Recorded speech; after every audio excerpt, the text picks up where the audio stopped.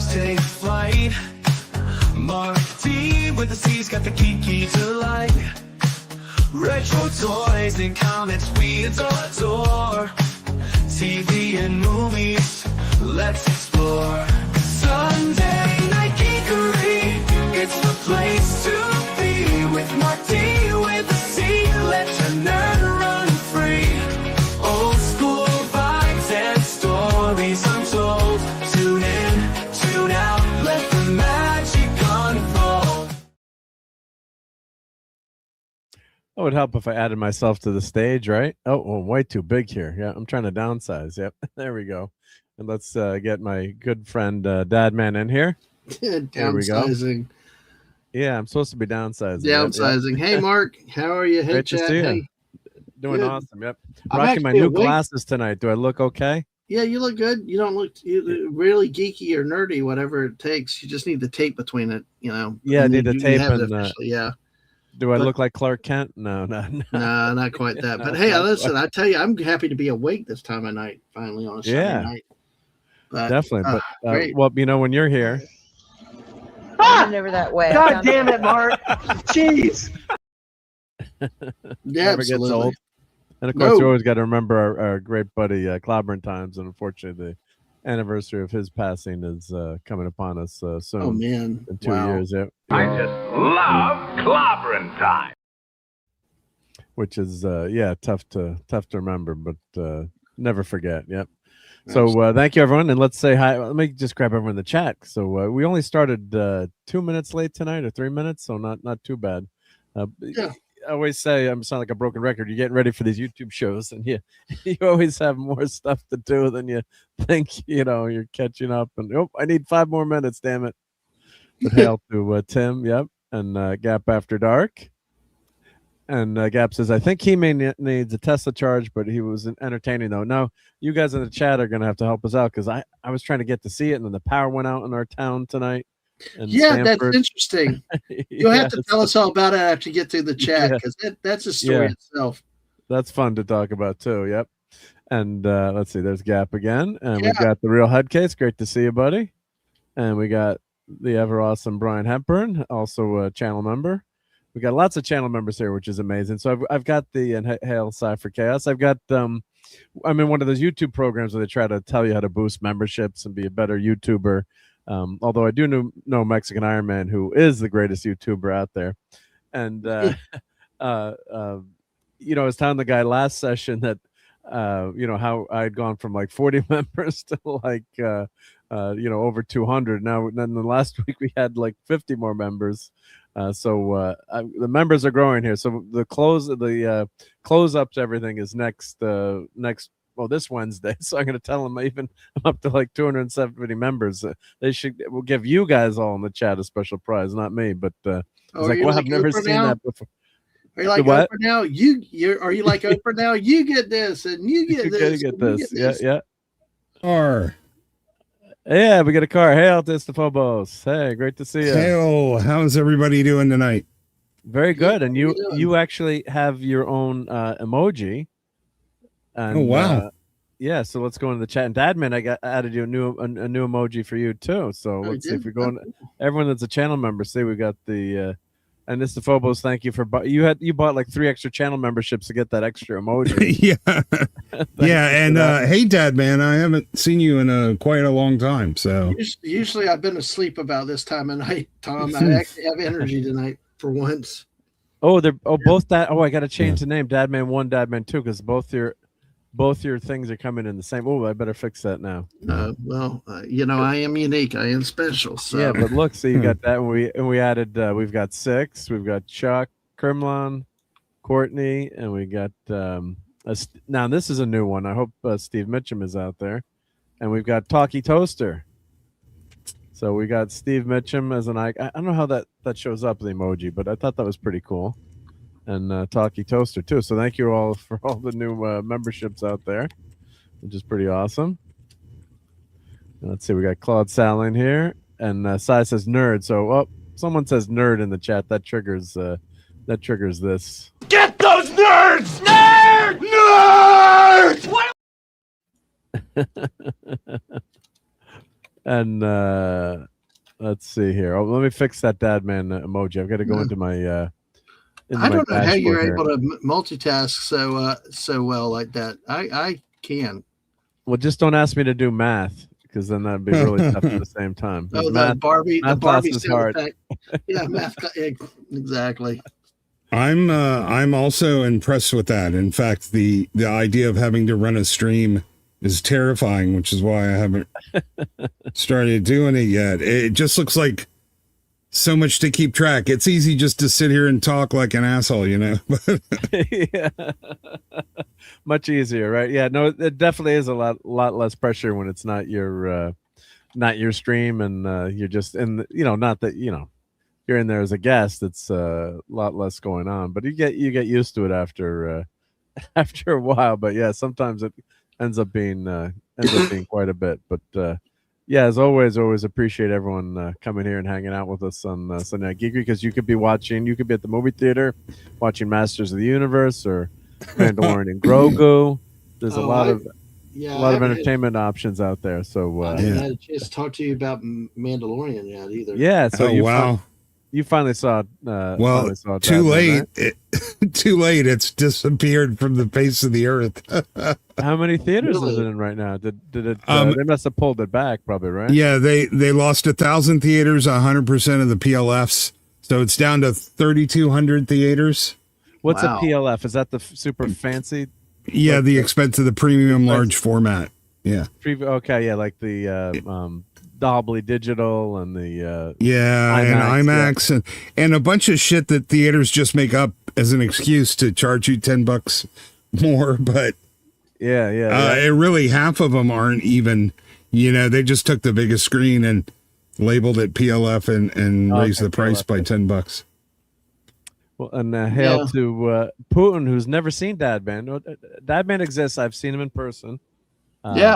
You're taller than me, much taller. Yeah. I'm almost as tall as wide, but no. And hail to Dr. Bob's Nightmare. Says Ram Man guys, Fisto guys, Fisto Fist guy. He-Man never had a chance. Didn't they make a joke about that in the movie? Several. They did several make that joke. And on Browns, we were talking about what our He-Man Masters of the Universe nicknames would be. And I said I wanted to be, check this out. Let's see. Okay, that didn't work. There we go. If you want to zoom in on that. Fistophobos. Well, that is a big right fist. So yeah, you could knock out some bad guys with that. Yeah, heroic. Yeah, it's got a coffee and a cigar. Nice. Yeah, I wonder what our favorite polar bear Snortopoopas thinks of that. Snort, is he in the chat? Not tonight. He's not in the chat bed now, but he is in bed this time of night. He goes to bed early. Yep. But watch out for that fist of power. Yep. Well, everyone here probably has heard of You Don't Know Jack, right? Yeah. Game. So we're playing that years ago. Popped it up on my I had my laptop where we're like, let's play with Grammy and Grampy, right? You Don't Know Jack. And we hadn't played it that much. We're playing it, and some of those questions got really risque. Mm-hmm. And then I should. I'm gonna turn my screen off for this one, just so no one can clip me saying this. And so, without my face at least, so they actually had a question about fisting in the video game, like in the answer, I didn't remember the exact thing, but then Grammy and Grampy were very confused. They got the question wrong, thankfully. So Morgan and I looked at each other like, well, maybe we'll play Scrabble now or something else. Well, Mark, send me that picture of the polar bear. Send me that picture of the polar bear later so the missus can share Snort tomorrow. That'd work. Okay, yep. Be glad that you're put it in our Twitter. Yeah, we could put it. It's still probably sending me in Twitter. You could send it to me in Twitter. Yep. Okay, yeah. I would say be glad your grandparents were confused. Because if they weren't, then it's better that way. Yes, it was. I did not want them to know what that was. So, yeah, it was. But you didn't expect it. So they actually went. There's different ways. Like one of my favorite movies by Hitchcock is The Trouble with Harry, and there's some entendres in that movie. If you haven't seen The Trouble with Harry, it's a kind of a Weekend at Bernie's sort of movie. It's a murder mystery, but the dead bodies everywhere. The Trouble with Harry, and they're trying to hide the bodies. So I think Weekend at Bernie's was inspired by that. And there's a great line like, she's a well-preserved woman, and like a jar of jam. Like there's these lines in it where if you take it one way, but the other way, it's completely innocent. So I kind of like that. So they were pretty blatant with this Fisto quote, not safe for kids, or is it kind of couched where it's like no, it was right out there. It was kind of yeah, and they did it like 3 times. Much of the humor in this film was not really appropriate for depending for young kids. Yeah, or even maybe young teens. I don't know, everybody has a different idea, but most of the humor didn't land for me. Maybe a few chuckles here and there, but I'm not a fan of that movie. And it's funny, people are getting angry now if you don't like it. So it's interesting. I don't know if Tom is around tonight, if he's able to pop in. Obviously Tom always is got open door for policy, but he had a lot of fun with his He-Man rant, and I was watching it live when he almost popped an artery. Now I'm He-Man adjacent, I guess. I didn't grow up with it. I was in high school, and being a nerd and a geek, kind of watch some of the episodes, but didn't it's not near and dear to my heart like a Star Trek is. Doesn't mean that you should be any and happy Sunday to Daniel Barry. Lots of highlights for the Knicks actually winning. Wow. I can't believe the Knicks are actually good. I mean, they were good last year. I don't watch the NBA anymore. That doesn't compute. The Knicks have been dead for so long. So, and Jerry Mathers, Shirley MacLaine, and The Trouble with Harry. Oh, that's one of the great whenever I'm watching a movie, like, what are we gonna watch tonight with the kids? If the kids are home, or it's like got to put in a classic movie. I watched the new what do we watch on Amazon, the Tom Clancy new movie that's out with who's the guy from The Office? Jack. Ryan, I always forget his name. Jack Reacher, the John Krasinski.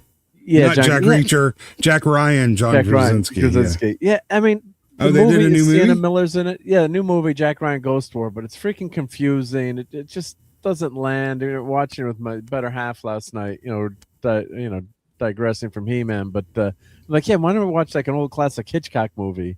So it's watching it. Was it a bad movie? It was just uber confusing, and they're like, there's all these cover-ups that they're trying to from the old director, and it was just a mess of a story. Maybe I wasn't smart enough to follow. I don't know if anyone in the chat is. It was messy. All of the Jack Ryan stuff are kind of losing the I don't think writers take as much care anymore at really crafting an airtight plot. I was watching some older heist movies this weekend and comparing it to newer ones, and they just have stuff happen without a setup or rhyme or reason to easily resolve something. It doesn't make sense. Do you see it, Estephobos, or the new Jack Ryan one?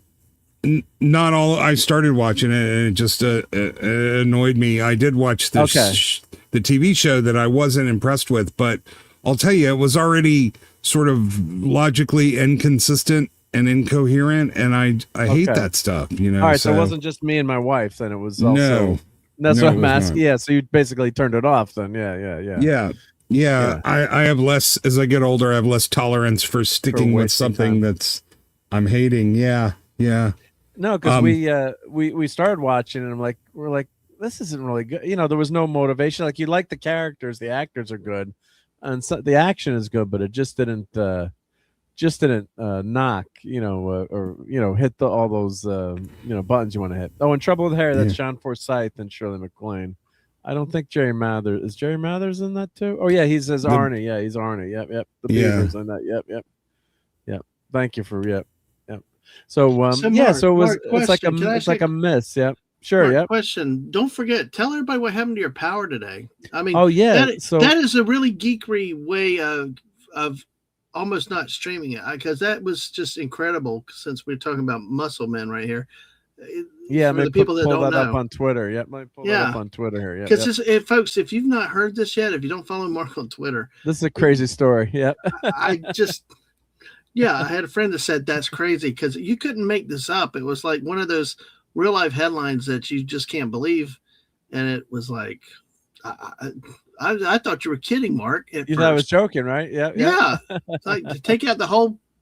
Yeah. So did it take out the power in the whole city? It's Stanford and Greenwich. Yep. So it took out the power in Stanford and Greenwich. Yep.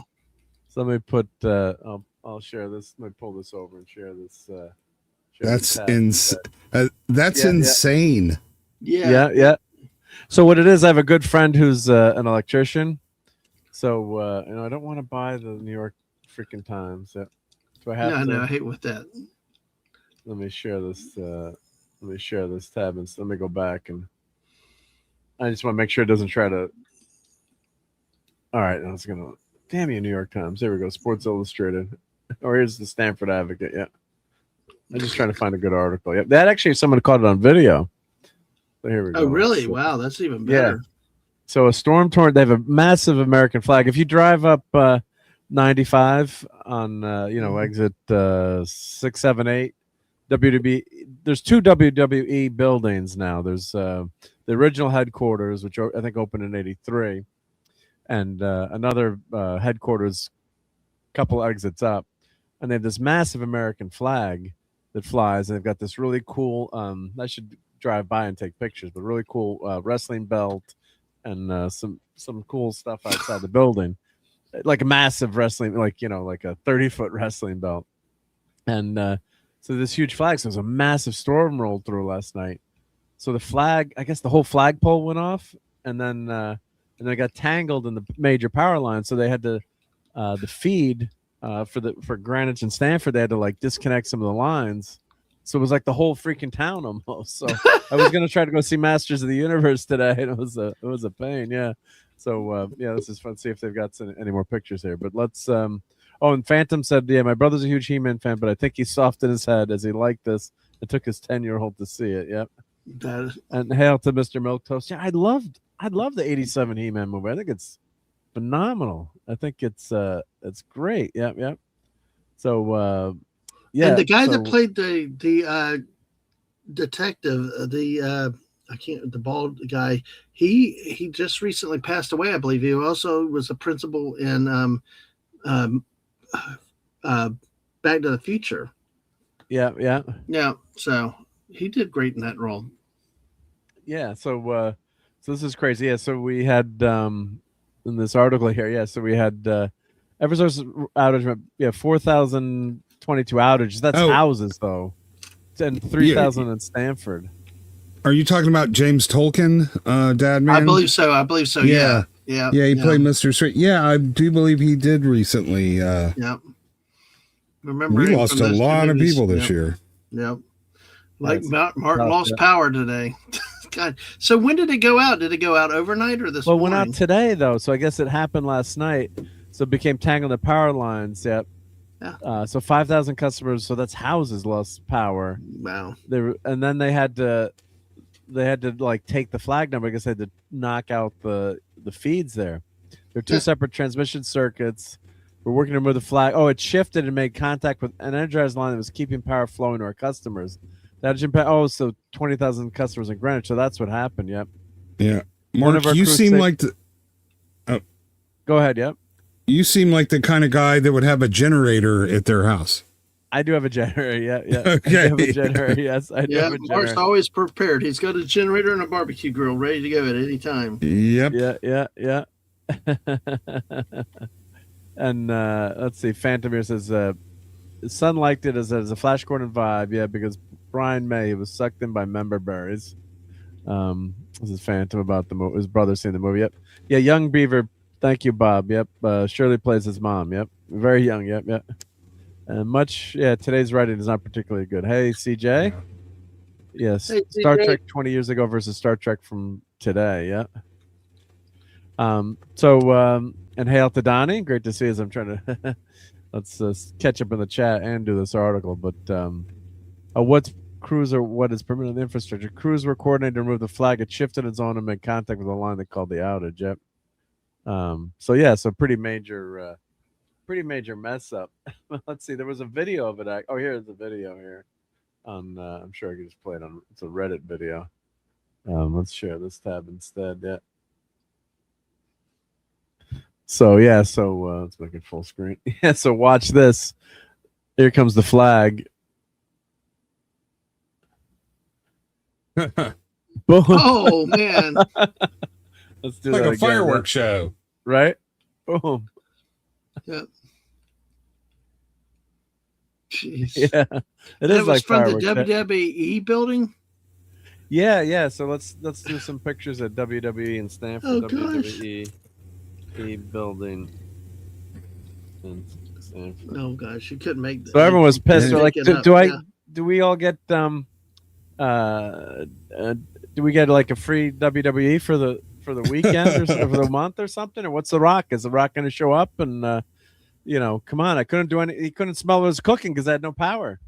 So Yeah. so here's the I've been in this building once, the WWE building. My brother-in-law, cousin who's a cop, was like wanted nutritional supplements, not anything illegal. So there's the huge. I don't think it was this flag. I think it's another flag from the other building that's closer to where I work. Yep. Yeah. So it was the flag phantom that took out the power. Yeah, it looked like it was from the taller one. Yeah, but I think this is another building. But I just want to show. There's two buildings in Stanford now, so it's actually the building that's close to where I work. And yeah, this is pretty cool. So this is the new building. So if you look, or they bought like another building. So this is another WWE building in Stanford. I'm assuming it was this flag. Yeah. So see this cool championship belt here. Yeah. That's pretty wild, right? So a lot of people go there and get their picture taken. So I've been in there one time, and like Sergeant Slaughter's vehicle was in the parking garage, which was pretty cool. It's a really plush building, and then they I guess they overgrew it, so it's they've rented this other building, but yeah, unless it was that flag, maybe it was that flag, but that flag's not near the train station. If I show the map here, it might be. I think it might be this flag that's where this is. But let's see it. Let's go to see, this is the newer building. So see that flag there. The train station is across the street there, so it's closer to the train station. If that makes if that makes sense to everyone, yeah. So here's WWE.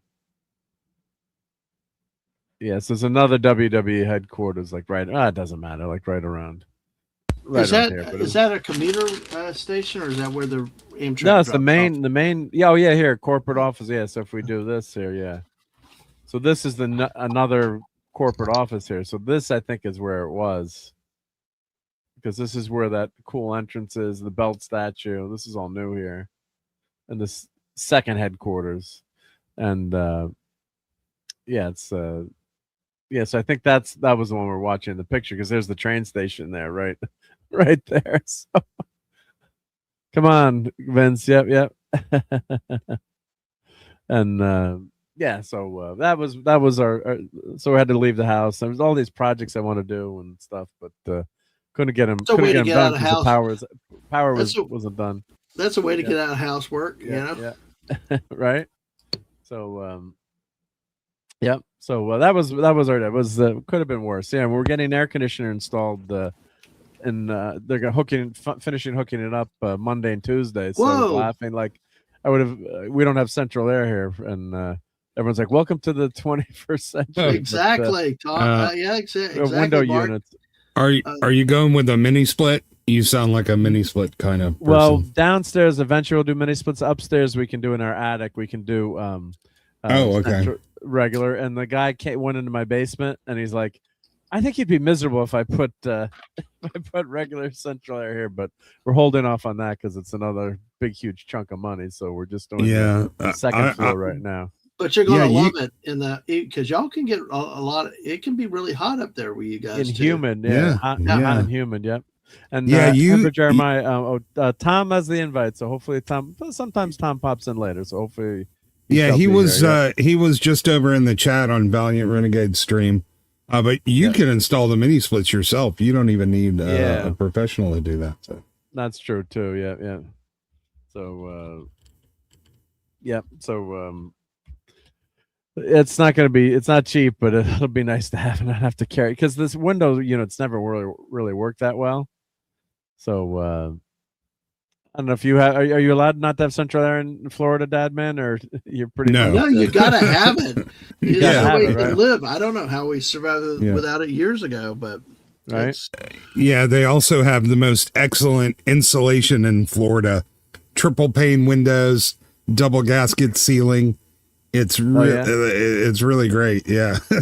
Yep. Georgia too, man, because it's almost as hot and humid. It's the humidity. The main thing is the humidity. That's what it does is really work on that humidity. Our line just backed up again the other day because we got to keep putting vinegar in it and changing the filters because it's running, even though it's not 24/7 yet. That humidity is pulling it out of the houses coming in, and it'll back up if you don't with the slime and everything. And you got to keep the line. Oh, and the tray, right? Yeah. It's always just that water will back up because the humidity. And then they'll flood the house, right? Yeah, we've done that. We got the wife and I got it down to a science now of what happens when we get the water on the floor. We we know our positions in our jobs and we get it done quickly instead of calling an air unit guy for it. Well, Dadman, you should get one of those El Cheapo Amazon water sensors they sell on Amazon, so you can put it in my buddy told me put it in the tray like a couple inches up, and it buzzes when you we have a tray as an overflow. Yeah, we have a tray as an overflow, but generally the PVC pipe takes the humidity out and runs it out into the yard as a drain. Okay, but we have to keep from backing up. But it can clog. Oh, but that could clog up. Then, yes. But if that clogs up, you're in big trouble. Then, right? Yeah. What diameter PVC? I don't know. Was it? It's not the biggest. What is it? Quarter inch, half inch? I don't think it's half inch. I see quarter to half inch. I don't know sizes like that, but it's okay. But it's pretty standard. If you keep running if you do the maintenance, if you run vinegar through once a month and do it routinely, like they say, it should keep it flowing pretty good. Of course, I fall behind and forget to do it, or they're just too lazy, and then it backs up. But but I tell you, at least it's easy to do. If all you need is one of the suction machines and be able to get it cleared out, and you save a $550 a visit from an AC guy now. Yeah. You learned that. So what do you do? What do you do? You just keep putting vinegar in it, and you put. Yeah, we do it once a month. We change the filters once a month. We're supposed to change the filter once a month, and then you run something like vinegar through it to deal with the debris and the slime, because that's what happens a lot. The slime builds up, but then like with our house, it does pick up debris. It does pick up dust and lint, which all that goes in there and creates a big blockage. And then it just and then it makes a huge mess in the house, water. right? At least just water, but yeah. But see, we don't have carpeted floors. We don't have hardwood floors. We have the old 60s terrazzo floor. It's like concrete with all the designs on it. So it's just throw towels down, soak it up, Yeah. Yeah, that's the worst part about losing power in the summer. Yep. Yeah. Yep. Yeah, so I do have a generator, but I gotta wheel it out. Yeah. And Mr. Motos, I don't want to give New York Times any money. Yeah. Come down here during hurricane season without power, especially with kids. You go a week without power. It's gotten better now that they get power restored quickly. But when our kids were small in the 2000s, it'd be a week without power, and take that August humidity. Do you have a generator now, Dadman, or? No, because I don't trust myself not to blow up the house. And somebody said about vinegar. It's in the drain lines, a PVC line. That's where the vinegar goes down. Yeah, it's more likely you would set it on fire with a generator than blow it up. I'm just saying. Well, either way, there would be some property. To quote the great Larry Munson from the University of Georgia, there's going to be some property destruction tonight. Indeed. Oh, Mr. Milquetoast. Yeah, I love the Iron Sheik. The Iron Sheik was so awesome. Of course, you hated him. You'd love to hate him. Yeah, he was so bad. But got his social media account. His Twitter account was one of the most golden things ever. It was so sad when he passed. Yeah. Yeah, I grew up with Georgia Championship Wrestling, Mr. Wrestling #1, #2, way back in the 70s. Yeah, I love wrestling. Just grew up. That was just so much fun to watch. Gordon I thought it was Solie. real. You remember Gordon Solie, the announcer guy? I do indeed. Yes. Those were the days. Dusty Rhodes and Dusty. I'm the great. Yeah, he was doing the Muhammad Ali thing. My favorite was Mr. Wrestling #2 and the sleeper hold. Yeah. Oh, Keely's in Huntsville. Man, we went camping there a couple falls ago. I love Huntsville. Train Depot, Rocket Center, great place. Yeah. So Hail Keely and Putin says our flag's conductive. I wonder if there was like any metal on that flag, a wire across the top, or there almost certainly was. I mean, the spine is usually on flags that big. It's a huge. They have flag, to have internal wire to keep it to give it shape. Yeah, that's our guess. Yep. Oh yeah, Wildfire Tommy Rich and the Bullet Barb Armstrong, the Bullet. And hail to RJ Godzilla. So I guess RJ, did you see let me start a poll on this, but let's see what people thought of the Masters of the Universe. Oh yeah. Oh, and Dadman, do you remember Abdullah the Butcher? Yeah.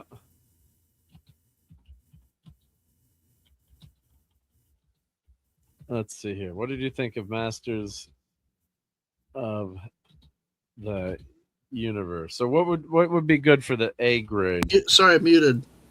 Yeah. No, I don't remember him, but I didn't Ric Flair get the start back then too? Or was he a little bit younger than that? I can't remember. He's a little bit younger. Ric Flair wasn't quite in the same group as the Butcher and Dusty Rhodes. Yeah. Oh man. Saturday mornings were never the same. Saturday mornings were built on animation, cartoons, and wrestling. Yeah. What are you? How are you dividing the 4 choices for grades? So we want A. I say, let's see, original OG Tila for A, right? Original Tila. Let's see, what would be a B? Maybe a B for Battle Cat. I'm just spitballing here. B for Battle Cat, right? I always like putting something here. Let's see, a C for what would be a C grade, like something that's average in Masters of the Universe. Let's see, Mossman, no, Cat. What's her name? Cheetah. We gotta have this. We gotta have a fun poll here. Yeah, I was already aged out when the original came. Most of what I know comes from angry Twitter posts yelling at Kevin Smith. Yeah, well, we could do Cringer, but we like Cringer. Well, Cringer's always scared of everything. But how about Clawful? We could do Clawful, right? Yeah, we could do Clawful. For C, yeah. And F for Fister. F for Fisto, yeah. Yeah, because you got to have fun with these choices here. Here we go. All right. Did they steal the Westworld logo? Well, WWE was WWF, and then until the World Wildlife Foundation sued them and won. So yeah, I think it's the other way around. That's been around longer than Westworld. Yeah. Wow. That's why it changed from. Okay, cool. I never knew that. And we got the real Headcase here tonight. Thank you for being able to join us tonight, Headcase. How's it going? Hey guys, how's it going? Hey man, awesome. Glad you could join us. Me too. Did you? We were chatting earlier. He-Man? What was that? Did you happen to see He-Man? Do you have the power, head case? I had to go all the way to India to see it. You did? Oh, you did. I know, and the quality was shit, bro. Yeah. But you did kind of see it then, yeah. No, I did watch it. Oh, Yeah, I'll wait for you to get started and give my opinion. Yeah. But I was trying to find it, but we had the powers out, so I'm blaming The Rock for not seeing it. So, but great, thank you for joining us. Yep. Oh, the other building is a TKO building that has both WWE and UFC. Yep. Why don't you run the place you work at? Everyone knows the boss don't work, no matter how much the boss might work, because they're the boss. Oh yeah, the boss doesn't do anything. Yeah, he just sits around on the internet all day. Yeah. And of course, we'll talk about Stargate a little bit too. Yeah, that Keely, that's a good way to put it. Yeah, Amazon would rather cancel Stargate. It seemed like they were going in the right direction. Now we don't know what the final product would have been, but it sounded like they were trying to do the right thing. Yeah, we don't know for sure, but I'm on the Twitter with those guys, and it really did sound like, I don't trust Martin Giro, but I do trust the other guys, and they were pretty happy with it. So, that Quantum Leap reboot was a disaster. That was Martin Giro. Yeah, that's why him too, right? Yeah. Except he also had all the other old guys with him. So maybe they were able to rein them in. Now, Ian Mega Geek has a friend in the business, and he said the reason it got canceled was there was a lot of conflict. The old guys wanted to stay true to the lore, and Jiro wanted to add a bunch of rainbow stuff. That could be too, right? You don't know. Yeah, and the guy at Amazon just speculate. Yeah. Yeah, and he said they were arguing all the time about it, and the guy at Amazon just said, forget it, man, this is way too much trouble.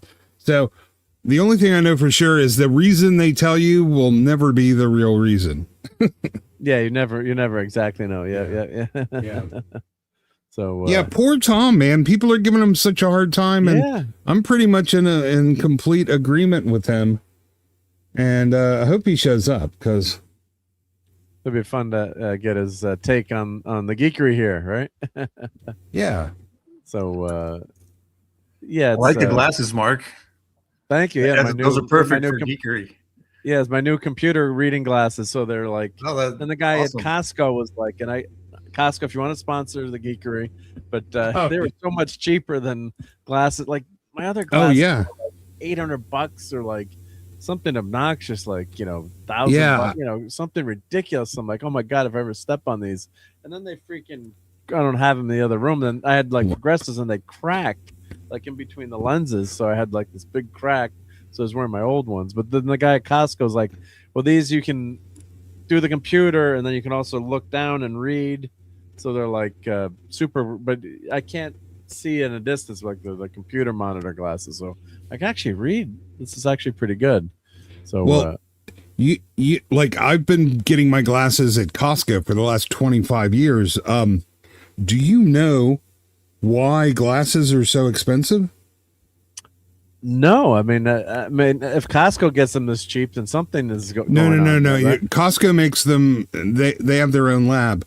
Every single retail store, Lens Crafters, Pearl Vision, Sunglass Hut, they're all owned by the same company. It's a 90% monopoly. I think it's called Essilor Luxottica. They own everything from the Sunglass Hut to Pearl Vision Center. Oh, that's why. Luxottica. So no competition. Yeah. If you're really broke, just go to Zenni. You can get good glasses for $10. So, yep.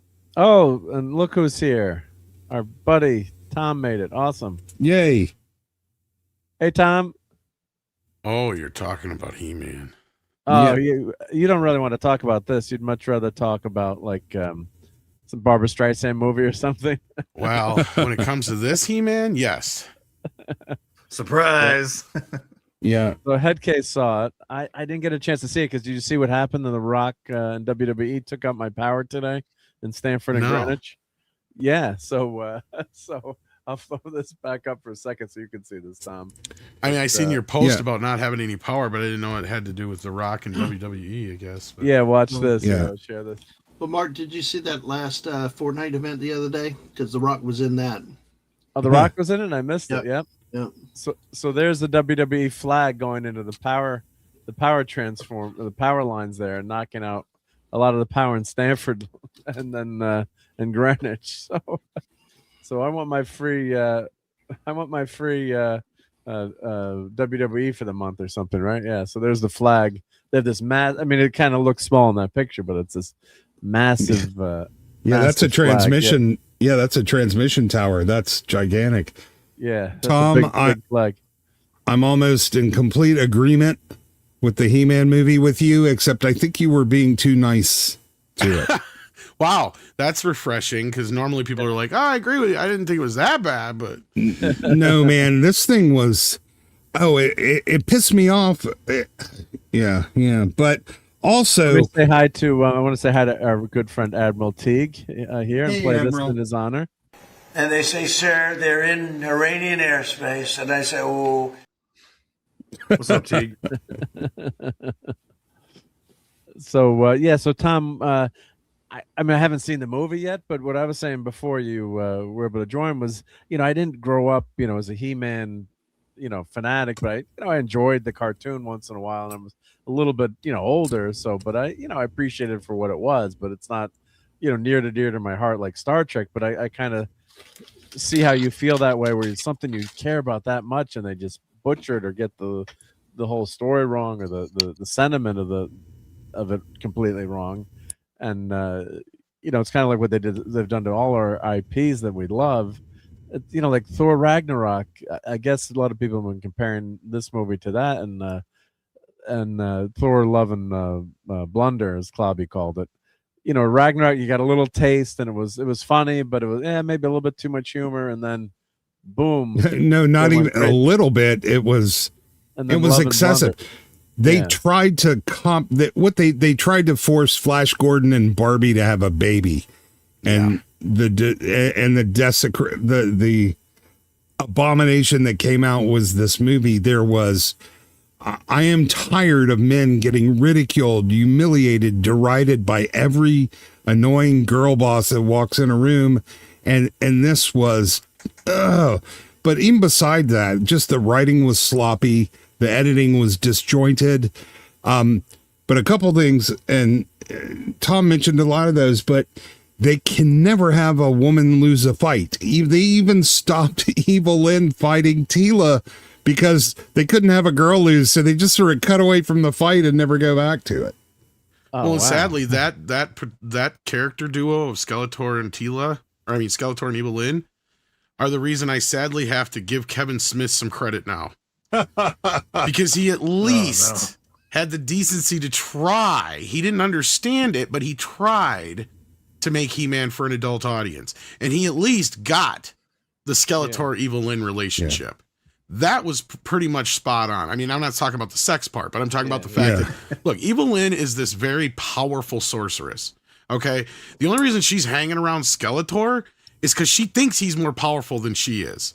But the moment he shows any sign of weakness, she is ready to say F you and walk out the door and, turn on him just as easy as anybody else would. In this movie, she comes off like a battered wife. Yeah.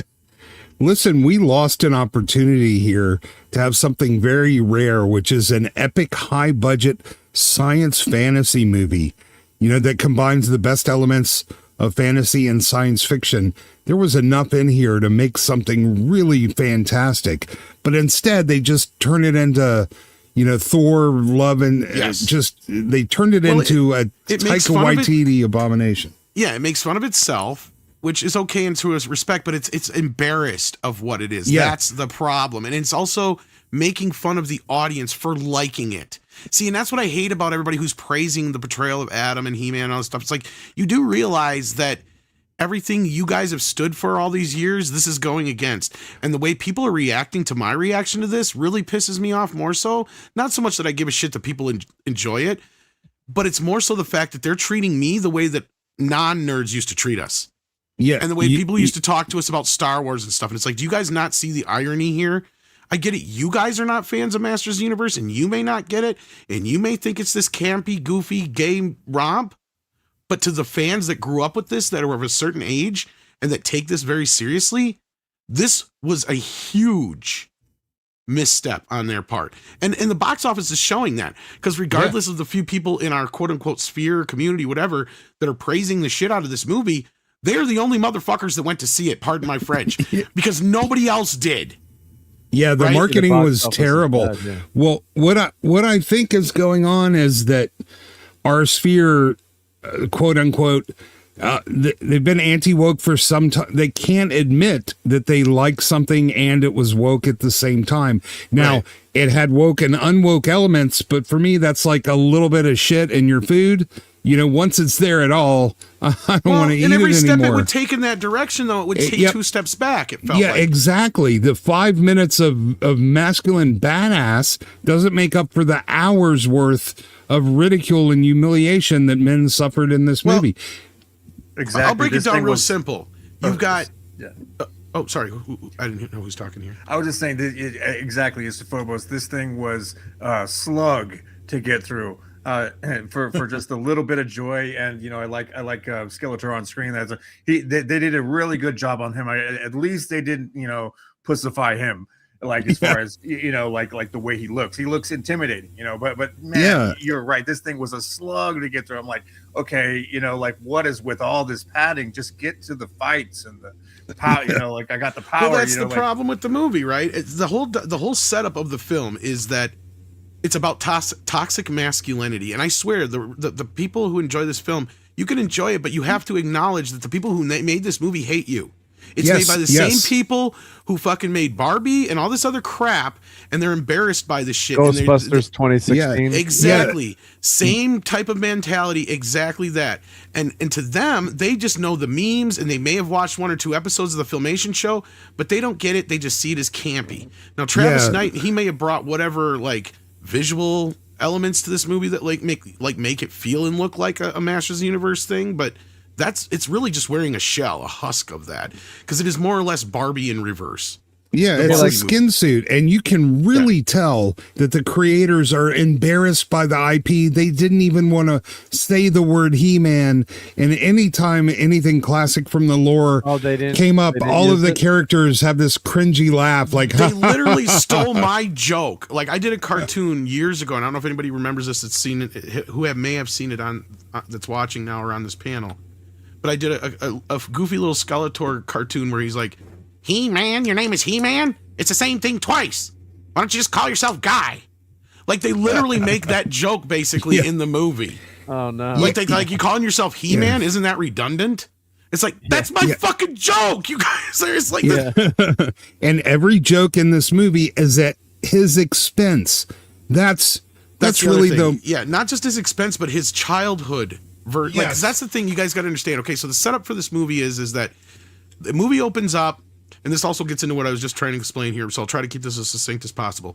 Movie opens up, and Adam is this runty little kid who doesn't really want to fight, right? He's give me the synopsis, a quick synopsis. Yeah, he doesn't really want to fight. He just kind of wants to do his thing, but his father has expectations out of him, and Man-at-Arms is kind of his, you know, mentor, so he is trying to push him into what his father wants him to be. Right, but his father basically thinks he's nothing but puny and he's not going to amount to anything, kind of thing is where it's set up. Now, my problem with this is if you're going to have Adam as a runt, there's these elements throughout the film is he should be more of a hothead and want to be more of those things and to be more powerful, but he doesn't. See, that's the thing. Does he know he's He-Man? Does he know his lore? No. Is he kind of like Don Blake as Thor, not knowing anything? No, he knows just enough of his lore to know to scare away every woman he's tried to date in the last 15 years. So basically, jumping a little ahead of here, but so he's like 5 years old when all this shit happens, right? So Skeletor comes in, demolishes Eternia in one fell swoop.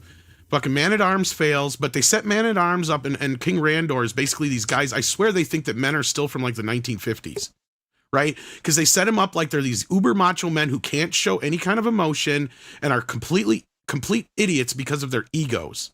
Right, like that's the thing, and basically Man-at-Arms fails and has to be saved by Kid Tila, Okay.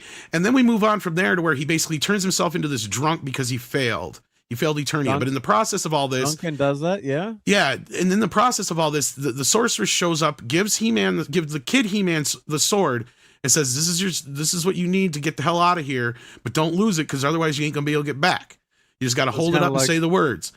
And so the golden, it's like kind of like clicking the slippers together, kind of. Yeah, right? basically. Yeah, but so the whole thing is Marlena's like, send him to my home planet because I know he'll be safe there and they won't be able to find him. Okay, so they're at least acknowledging that she's from Earth. Okay, fine, whatever. So they send his ass to Earth. Then they jump 15 years ahead and Adam's on a date. And he's literally reiterating all this stuff to this girl on this date of what he remembers of his childhood. So what we're actually seeing is him telling his date what he remembers. Okay, so why would you tell your date this stuff? I don't know. He's a fucking moron, and his gay boyfriend fucking roommate says the same goddamn thing when he walks in the door. He's like, "You didn't tell her about the fucking talking tiger and shit, did you?" Like, oh my god, why would you? I mean, you know, I'm reminded of Splash, but Splash did it so well with Daryl Hannah as the mermaid who's, you know, on land. And of course, I haven't seen this movie, but you know, there's a right way to do this fish out of water, and a wrong way. And you know, it sounds like they've you know, without seeing it, you know, it sounds like they really screwed this up and made him like an idiotic character. Is that? He is, and so he works at an HR department where he's fucking miserable. And this is where people are misinterpreting that this movie is making fun of woke. Because the problem with this is even though he's miserable in his job, they say he's good at his job, but he's distracted by all this nerd shit. So again, making fun of him. So then he's been searching for this sword ever since he's been a kid. So then out of the blue, he gets, of course, you know, time-wise, he gets this text that says, "I know where your sword's at. Give me $300 and I'll tell you where to find it." So he evidently gives this guy $300 to just show him where the sword is. And you know where the sword is? It's of course you've seen all these scenes in the trailers. Yeah, so you that guys was kind of have trailer, an idea of what I'm talking about. That really was, yeah, the trailer. Yeah, and as you get along here, you'll realize that everything I'm talking about, you've seen shots and scenes of in the trailers because they give away most of the movie. How did they explain that statue looked like exactly like He-Man in that shop? Or well, right? it's supposed to be an in-joke because it's basically the early concept of He-Man figure when they were still kind of in between doing Conan and He-Man, basically. So I forgot the actual name of the character, but they actually made a figure of him later on down the road. But like, okay, so it's supposed to just be this other character that's in our world now, that since He-Man doesn't exist in our world, right? So he's like this Conan type character. They don't really get into, right? So they don't explain anything about it. He's just there and he's got this sword.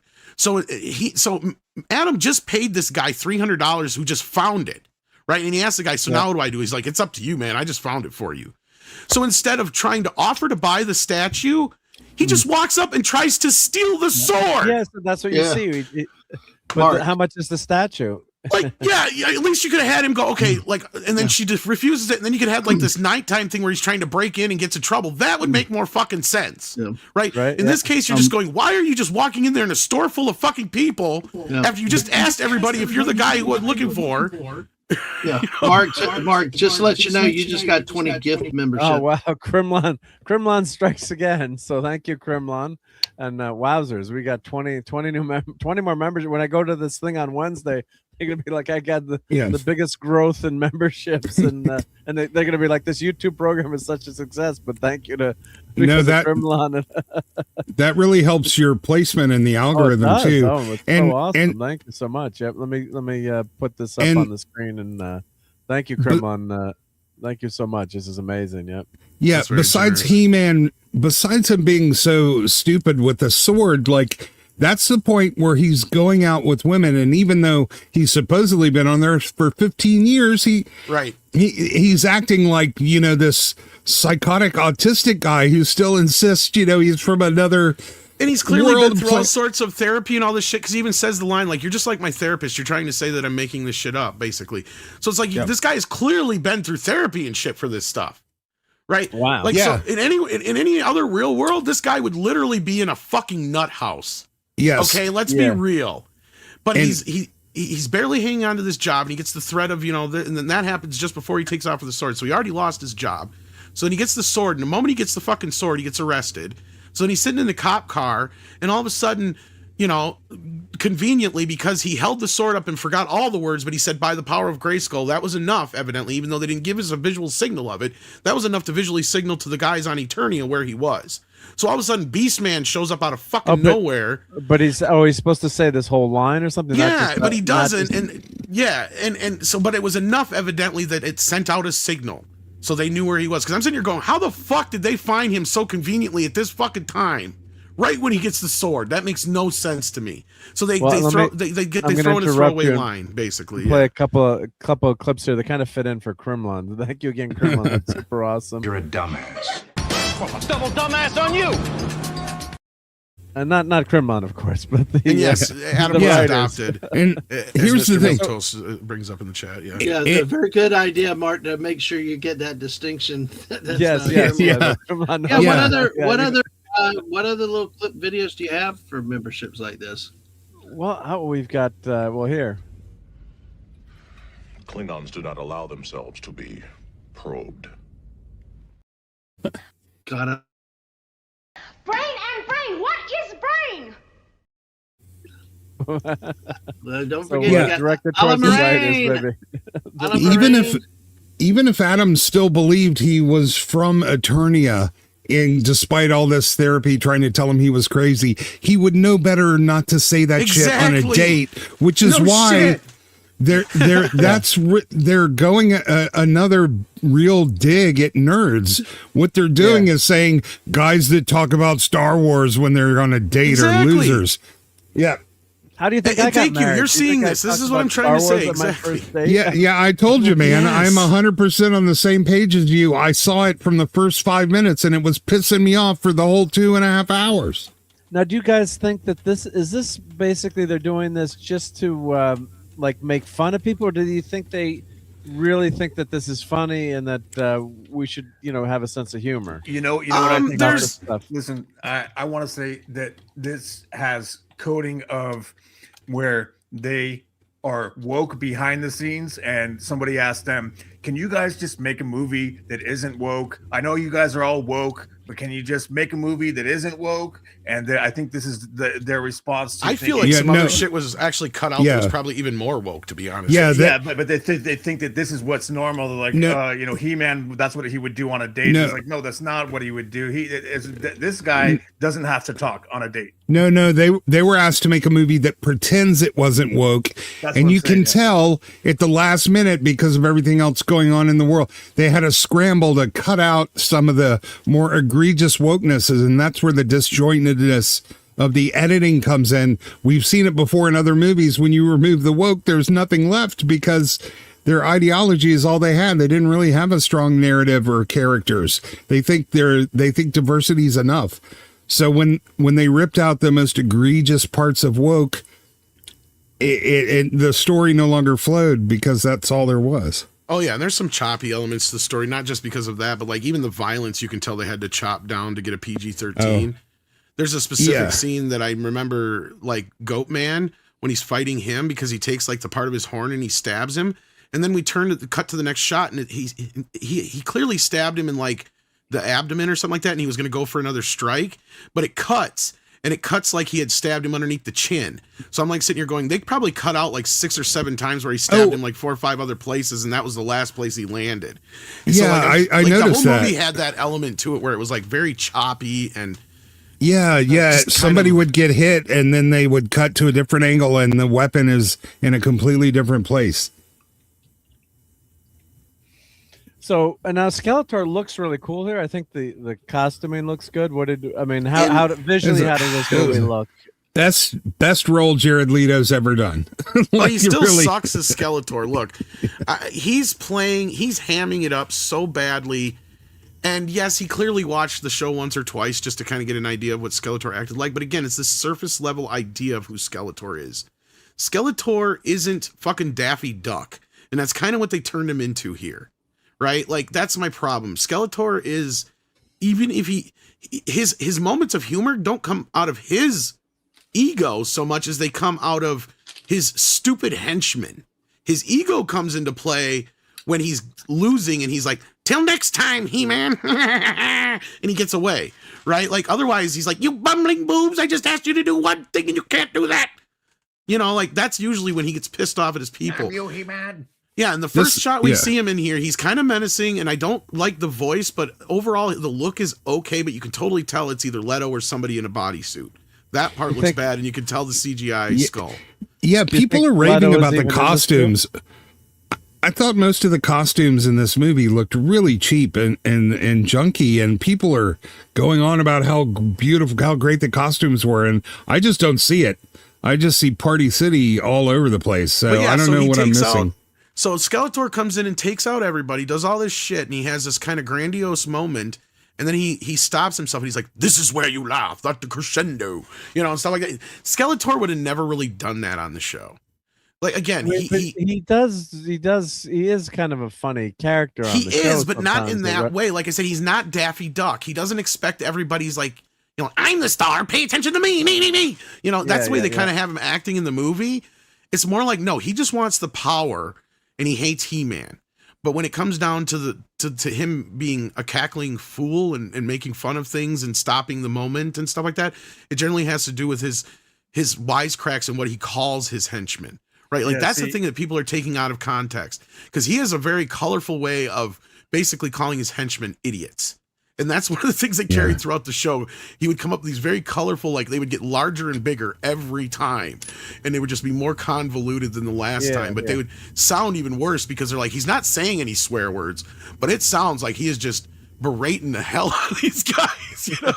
And there's great clips of him out there where he's just going off on his fucking henchmen. And that's usually what it is. Because Skeletor is not incompetent. See, that's the thing that I hate. They kind of portrayed him as sort of incompetent and stupid. An idiot, And Nosy the Killer, I just want to say, Nosy the Killer Rabbit is saying, thanking Crimlon for the membership, and Crimlon wants to let you know, Tom, that he definitely agrees with you. Well, thank you. Yeah, they missed an opportunity to make Skeletor terrifying here. Yeah. Like, so he's more of a joke in this movie. Not say absolutely. Good. I mean, they're not. Kevin Smith handled him better. I hate to fucking say it. I have to give him credit. As much as I hated Revelations and as much as it destroyed He-Man and Teela, he at least understood Skeletor and Evil Lynn's roles. And Skeletor isn't like, yes, he does have these moments where he said stupid shit in the cartoon, but it's also a cartoon made for 3-year-olds at the time, and they're taking that completely out of context. Yeah, he wasn't incompetent in the cartoon. He was not incompetent at all. His henchmen were incompetent. Whenever it came down to him fighting He-Man, he was very powerful, and he would just fling He-Man like nothing. Or he would get the fuck out of there if he knew he was going to lose. That's why I said, till next time, He-Man. Escape. Like, when it's over, Look at it this way, 1966 Batman, what if Tim Burton had made it like that instead of what he came up with?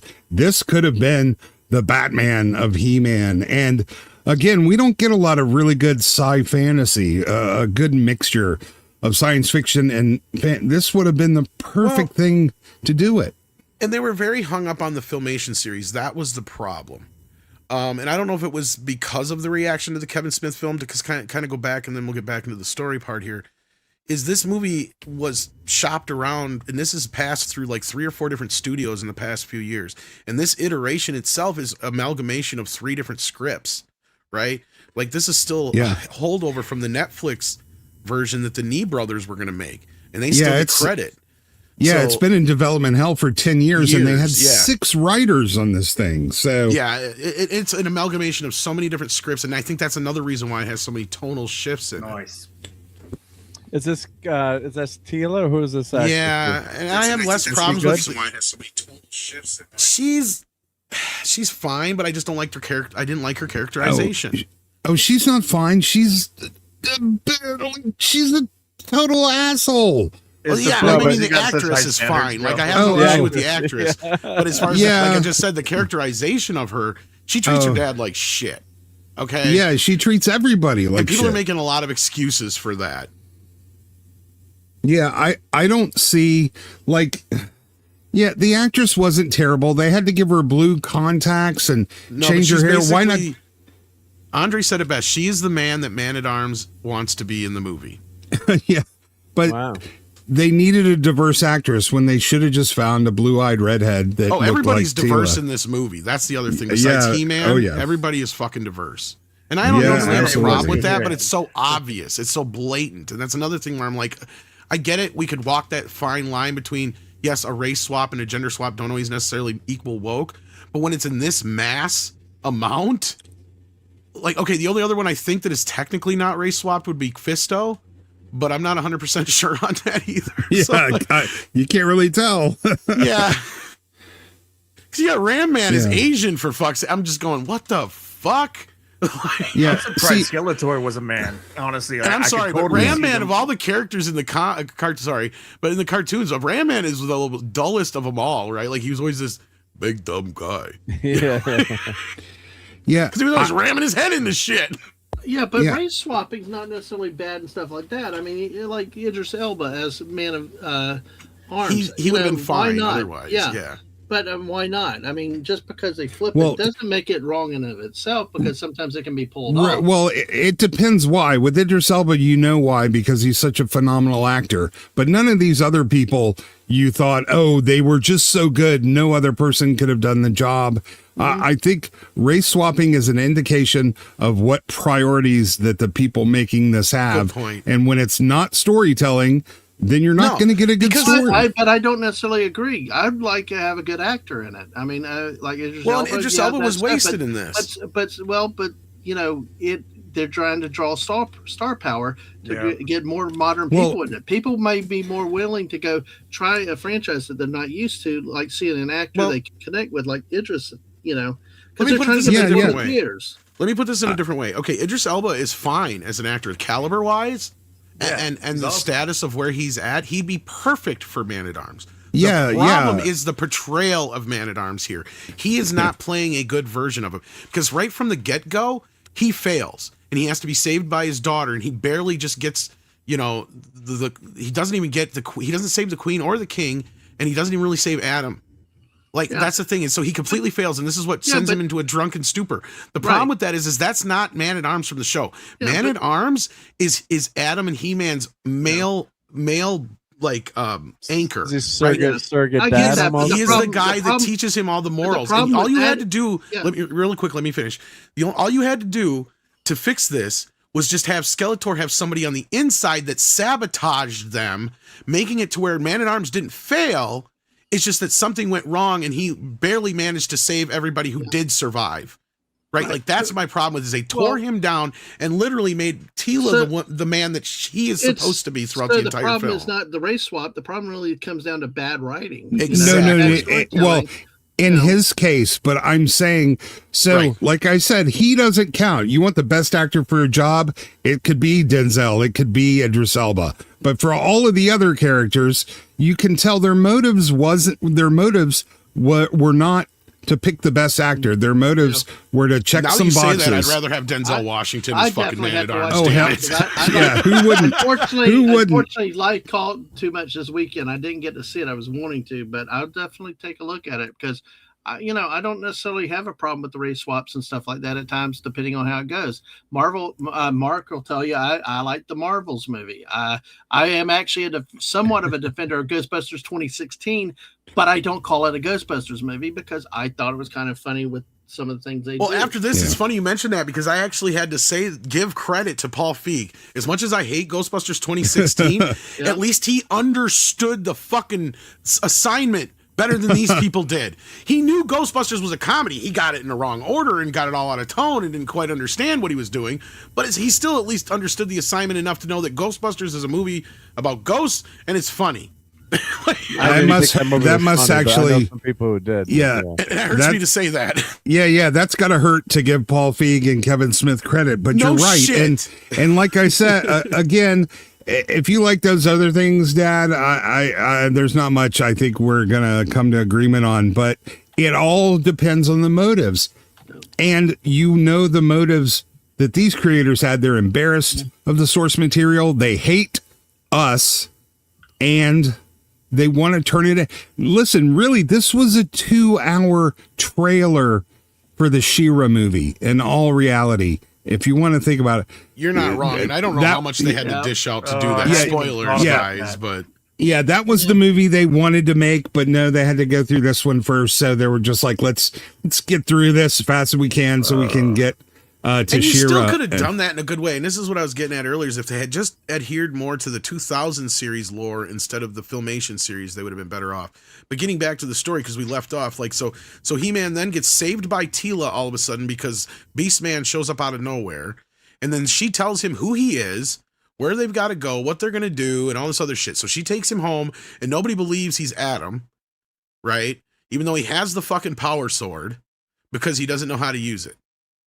So then they throw those two in fucking prison. For some reason, Teela gets thrown in prison too. It makes absolutely no goddamn sense to me, but her dad's in there too, so that kind of makes sense then, as they kind of treat him like shit, evidently. So the Eternians are living in like some underground area, and for some reason, even though Skeletor took over Grayskull, he's living in Snake Mountain.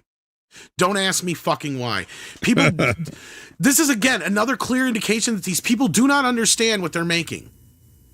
Because anybody who knows anything about why he's in Snake Mountain is because he's stuck there. He doesn't want to be there. The Snake people own Snake Mountain. He's stuck there after he got fucking into his deal with, like, that's the thing, is you got to go back to the whole lore to even bring She-Ra in it, and they left her out until the very end, and it's like, how are you going to fucking fix this all now? I mean, they didn't really show enough of the flashbacks. I guess you could bring it back in, but I don't care anymore. They don't take it so seriously enough. This box office is so bad, there's not going to be a sequel. It might be just because of the toy sales and certain other things. They might do a straight to fucking Amazon. And I know they're doing like an animated 4-part series or something this summer. I will not be buying a Barbie He-Man figure. I'm telling you. Yeah, the toy sales have been abysmal too, though. Like that I can't speak to. I've seen a lot of empty shelves, and I know a lot of people like our age are going after the stuff. And I'll give them credit. The toys are fucking good, right? Oh, no, I don't think they are. Well, I'll give them credit for this $10 toy that I picked up, even though I hate the fucking movie. The articulation on this. Can we see it? Because the one I'm thinking of. Hold on, yeah. Okay, because the articulation and stuff. No, this is not the Barbie one. No. Yeah, because the articulation and stuff on this is great. What's the scale of that one? It's a little bit smaller than the OG He-Man. Okay. So it's, I guess it'd be the 6 inches, but 6-inch scale, I guess. Maybe. Is that the one with the mole on the face? No. Okay, yeah, so it's very simple. And the Skeletor the Skeletor is actually pretty badass looking. Yeah, but that's the problem. Nice. Like, they make great toys, but in the movie themselves, they suck. And I mean, they're really high quality for $10 fucking toys. Honestly, these are better quality than some of the NECA toys I've had as of recent years. So I'll give them that much credit. And I have seen a lot of empty shelves. And when I did go into the theater, they had a whole load of the swords and the buckets and stuff like that. And there was only a couple left when I came out, but I was pissed. But again, I don't believe or understand where people are saying they're seeing this movie with packed crowds and people are cheering. I don't believe that. I seriously do not believe that. I have not seen one picture to freaking make me believe that anybody but a group of people that are already there with the other people are going. Because every other picture I see is of empty theaters. And when I went and seen this on opening day, there was like 6 other people in the theater with me, and they were mostly single women or lesbians. Yeah. Did you get any popcorn buckets or? No, I did not spend another dime on this movie. They're lucky they got the $20 out of me for those figures, and until I figure out what elaborate thing I'm going to do with them, they'll be paid for eventually. But yeah, I agree. Those figures are good. Yeah. I was reading through some YouTube comments, and it struck me who the demographic for this movie, who it was made for. This movie was made for drag queens. You're not wrong. It has a very, like, they think, and maybe there is a gay audience for He-Man. I'm not going to deny that.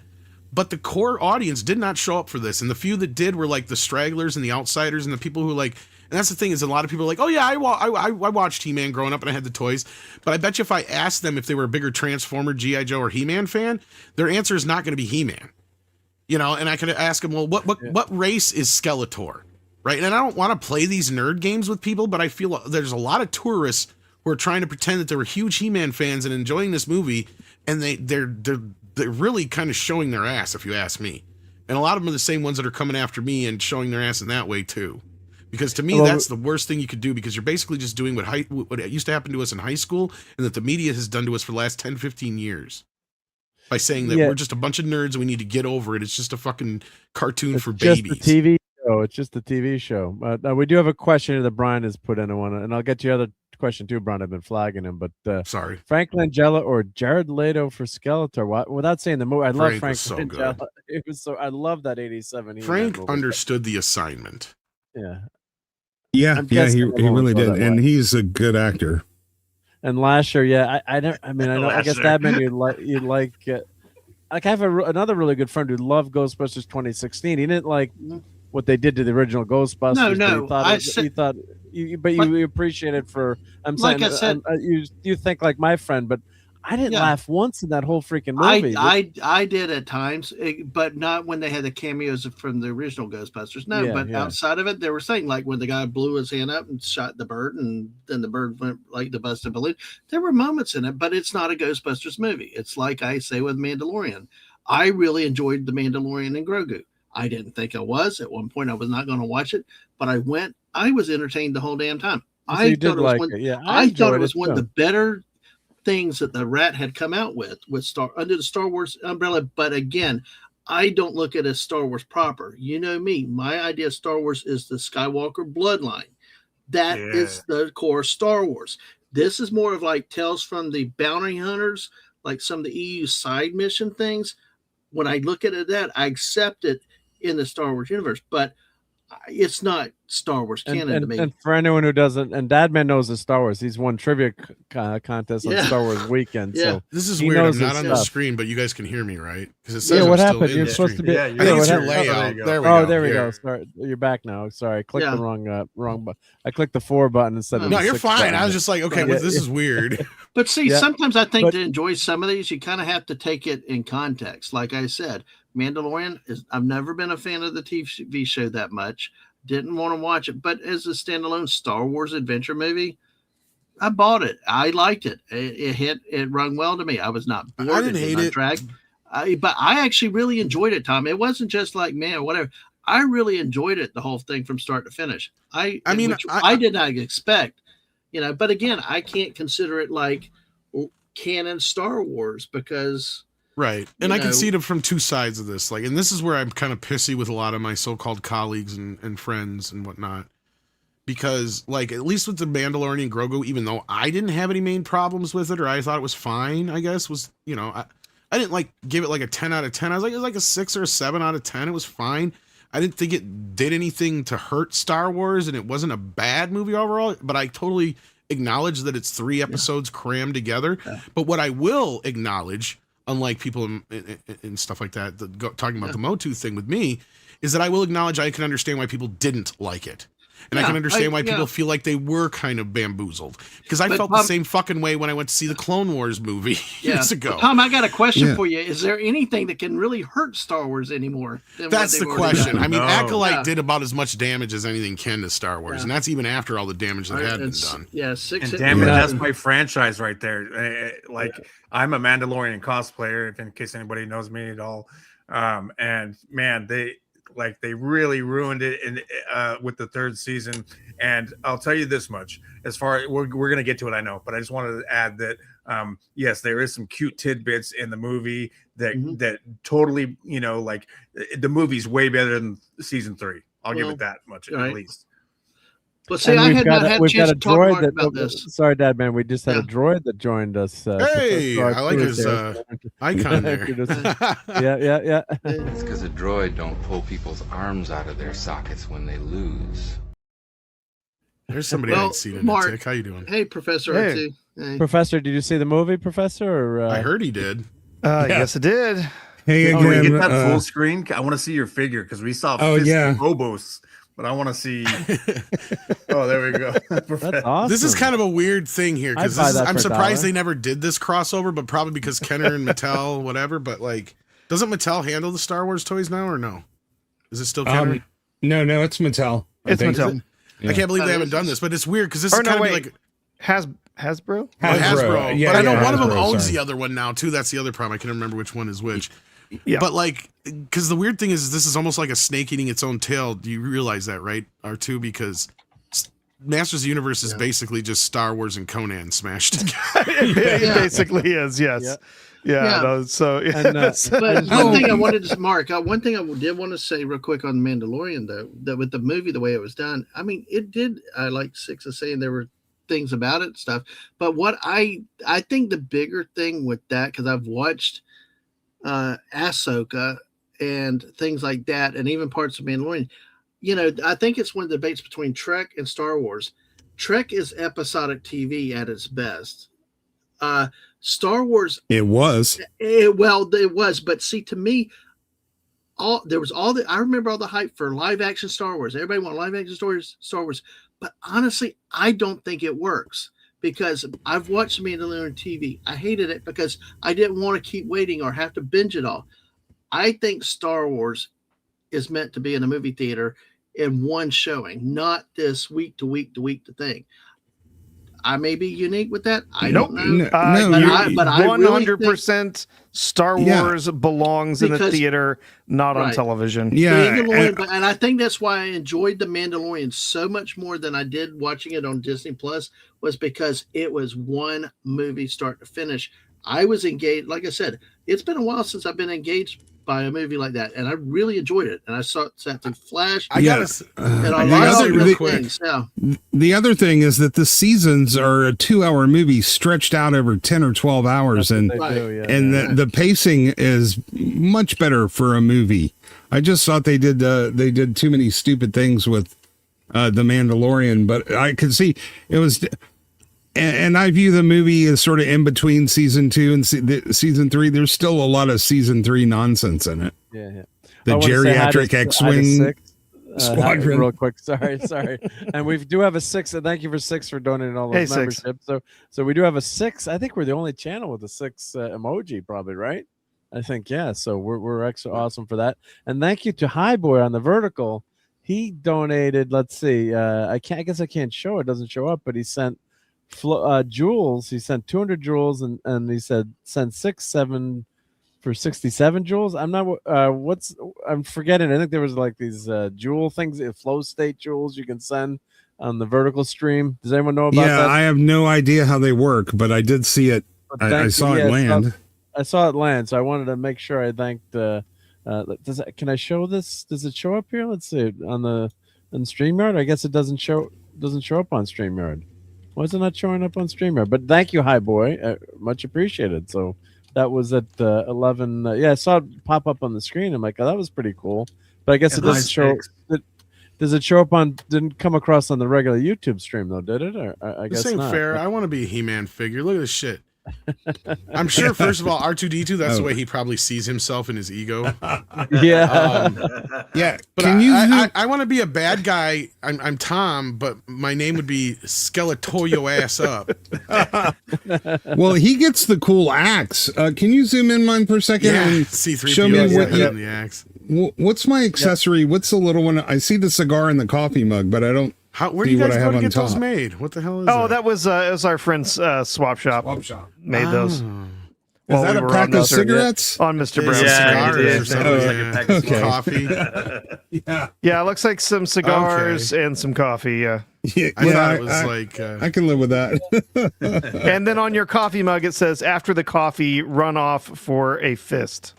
Yeah, it does. Yeah.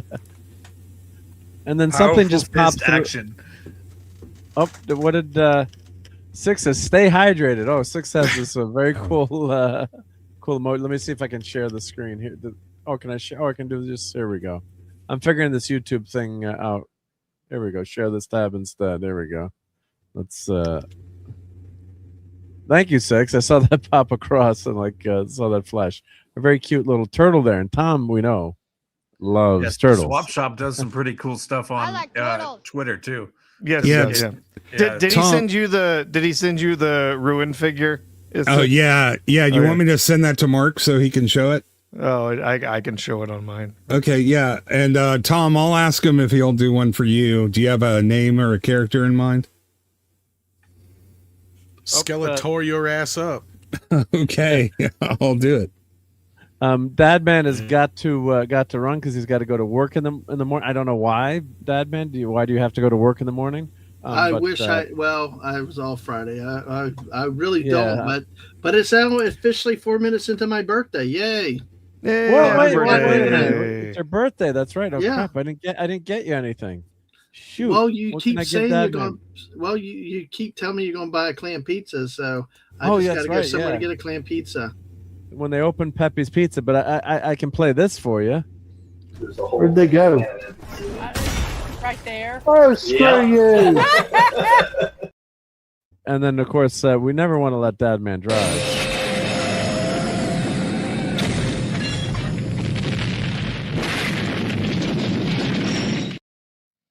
And for your birthday, we'll have to play this again. Over that way. God damn it, Mark! Jeez. There you go. Happy birthday, Dad Man! Happy. Oh, the 27th last time birthday. I heard my wife's that great laughter was last night. You missed it, Mark, but last night on the stream, everybody was morphing Darth Maul with my avatar here with all kinds of romantic crap because I hate Darth Maul so damn much. He died once forever, never to come back. And then they started screwing around with it, so it's out there on Twitter. But what a fun night! But you should go back just to listen to the stream. My wife on one of them, it was the most evil laugh she ever had. I'm sitting there like, damn, my wife laughing like evil.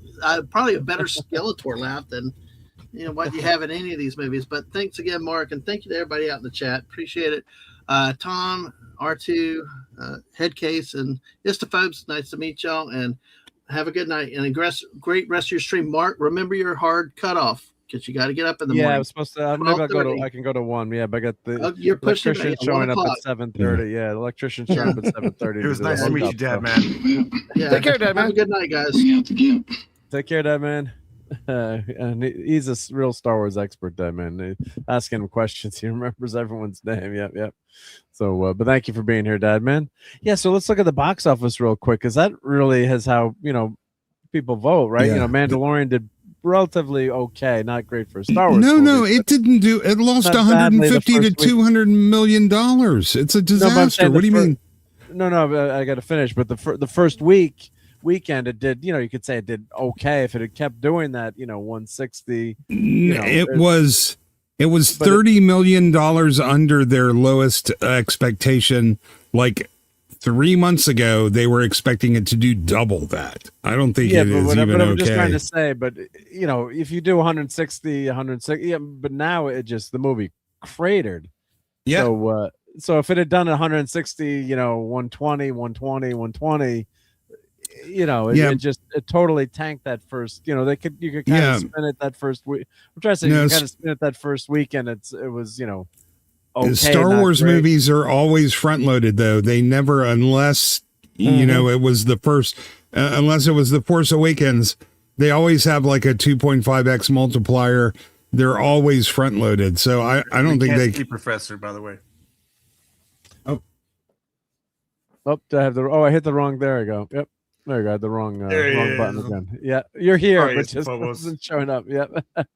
But let's look at the box office. So and of course the other thing to check is Memorial Day weekend, of course, has much higher box office total. So it's a slice of the pie. But you could see we're in the summer now, so movies domestically are making around 175. Is a slice of the pie. And a movie like He-Man, I would have not an expert, but I would have. I would have guessed at least like 80 million minimum, for a big IP like this. Had they done this for right, something that cost $200 million, they really need it to break 100 on the opening weekend. I would say had it come out right after Transformers, it probably would have made 80 million. But the problem is they haven't really fostered this franchise very well. They've only really just done like the Revelation series, the kid reboot, which didn't go anywhere. She-Ra, they did the DreamWorks thing, which that didn't help. Yeah. But other than that, they hadn't really done anything for close to 2 decades since the 2000 series for this franchise, and that's not good. They just pumped toys out, and that was it. So outside of us buying the toys, they haven't really created a new audience, and that new kid He-Man was so far from the mothership that I believe even kids that were fans of that would walk into this movie going, what is this? Because this is not because just looking at that, if I don't know if you want to bring up a picture of it or whatever, but it looks totally different. It's more sci-fi related, and it's kind of has more in common with Power Rangers. What is this one? What should I show? Or I'll see if I can grab it here. You can grab it. Yeah. So, but But the box office, $30 million for a massive movie in the summer is apocalyptic. I mean, I don't care what the property is or, any IP, but when you're spending this much money on a movie, and Scary Movie, I'm guessing, was pretty cheap to make without looking at the $30 million, and I can't believe they did it so cheaply. Yeah, it did more domestic than He-Man did worldwide. And remember, the biggest demographic to He-Man was men 45 to 54. And that never happens. But those guys have children that have already aged out. The movie hadn't fostered generational capture. So they've lost too much. If it come out 10 years ago, it might have been a different story. Yeah. So and here's that Netflix series that they redid here not too long ago. Yeah. That is terrible. It looks nothing like it. It doesn't really even have like the similar elements, but it's so far. Is that removed. Battle Cat? Yeah. What the hell? Man, what the hell is right? I don't know what we're looking at. Bad Marvel redesigns, That's what I mean. Like, and story wise, it had more in common, I guess, with like I never watched it, so I'm just going off of what other people said. That it had more in common with things like Power Rangers. If you think that looks bad, this looks even worse because this is like because everybody has powers, not just He-Man. Everybody. Yeah. And speaking of money and box office, Power Rangers, almost everything was made by Saban Entertainment, and they did it on a shoestring budget. The whole show, every show, all the movies. I think they collaborated with Fox on one of the movies that they spent millions on, but everything was done on a shoestring budget. They even had people sewing together uniforms, suits and things for people just on the fly, just to make some monster out of foam or whatever, and that's why they stuck around for so long. Yeah, so this is kind of sad. This is sad though if you're a big Masters of the Universe fan, and I love that '87 movie, and I enjoy this stuff, genre entertainment, and it's like a live action cartoon, comic book, superheroes, and wow, to make $30 million off of this is just, we thought Mandalorian was low that first weekend. To come, at least it did 160. To make $30 million. Ouch. Oh my God. Remember though, if you adjust Solo for inflation, that also opened on a Memorial Day weekend. Mandalorian only did 60% of what Solo did, which was considered an unmitigated failure. So I still don't think. Well, the upside for this is they didn't have to remake it 3 times like they did with Solo. They did. This is true. Yeah, this is enough. true. But yeah, I'm still seeing so. No, this is absolutely so much dismal cope for Star Wars. For this, yeah, I'm seeing so much cope. People saying, "Oh well, it made back its money in merch." No, this is coming from somebody who actually didn't hate the movie. And I will sit here and tell you first and foremost, this is a disaster for Disney because on paper, this is the one thing they really had that should have done well for them. Yeah, but you mean I didn't hate it Disney either, or Tom. Amazon? Are you talking Mandalorian? Or, Star Wars, Mandalorian? Because the bad thing dead. The bad thing about it is. On the one hand, you could argue that they're making some money off of it, depending on what it costs. Like, say they'd done Mando as a TV season, right? What would the dollar value have been, TV versus movie?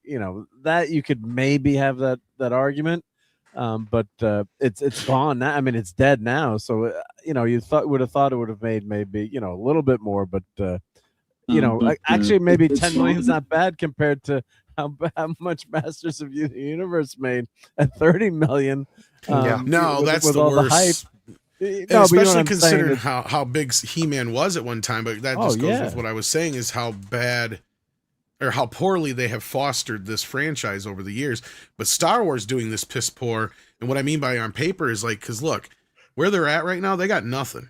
They just knocked Kathleen Kennedy out. They got rid of Bob Iger. This is one of the things that on paper would make sense for you to do to try and help win back the audience. But unfortunately, the audience turned around and took their ire out on this movie for the last decade of Star Wars, right?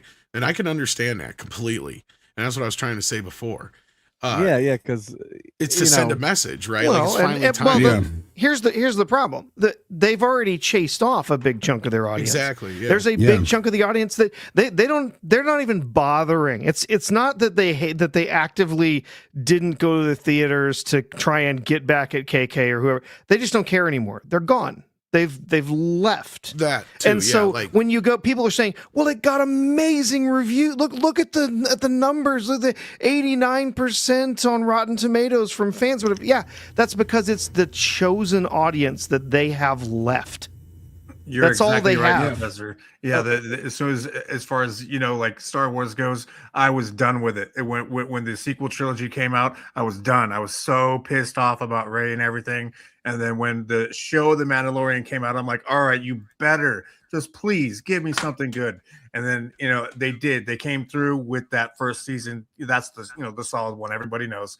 Yep.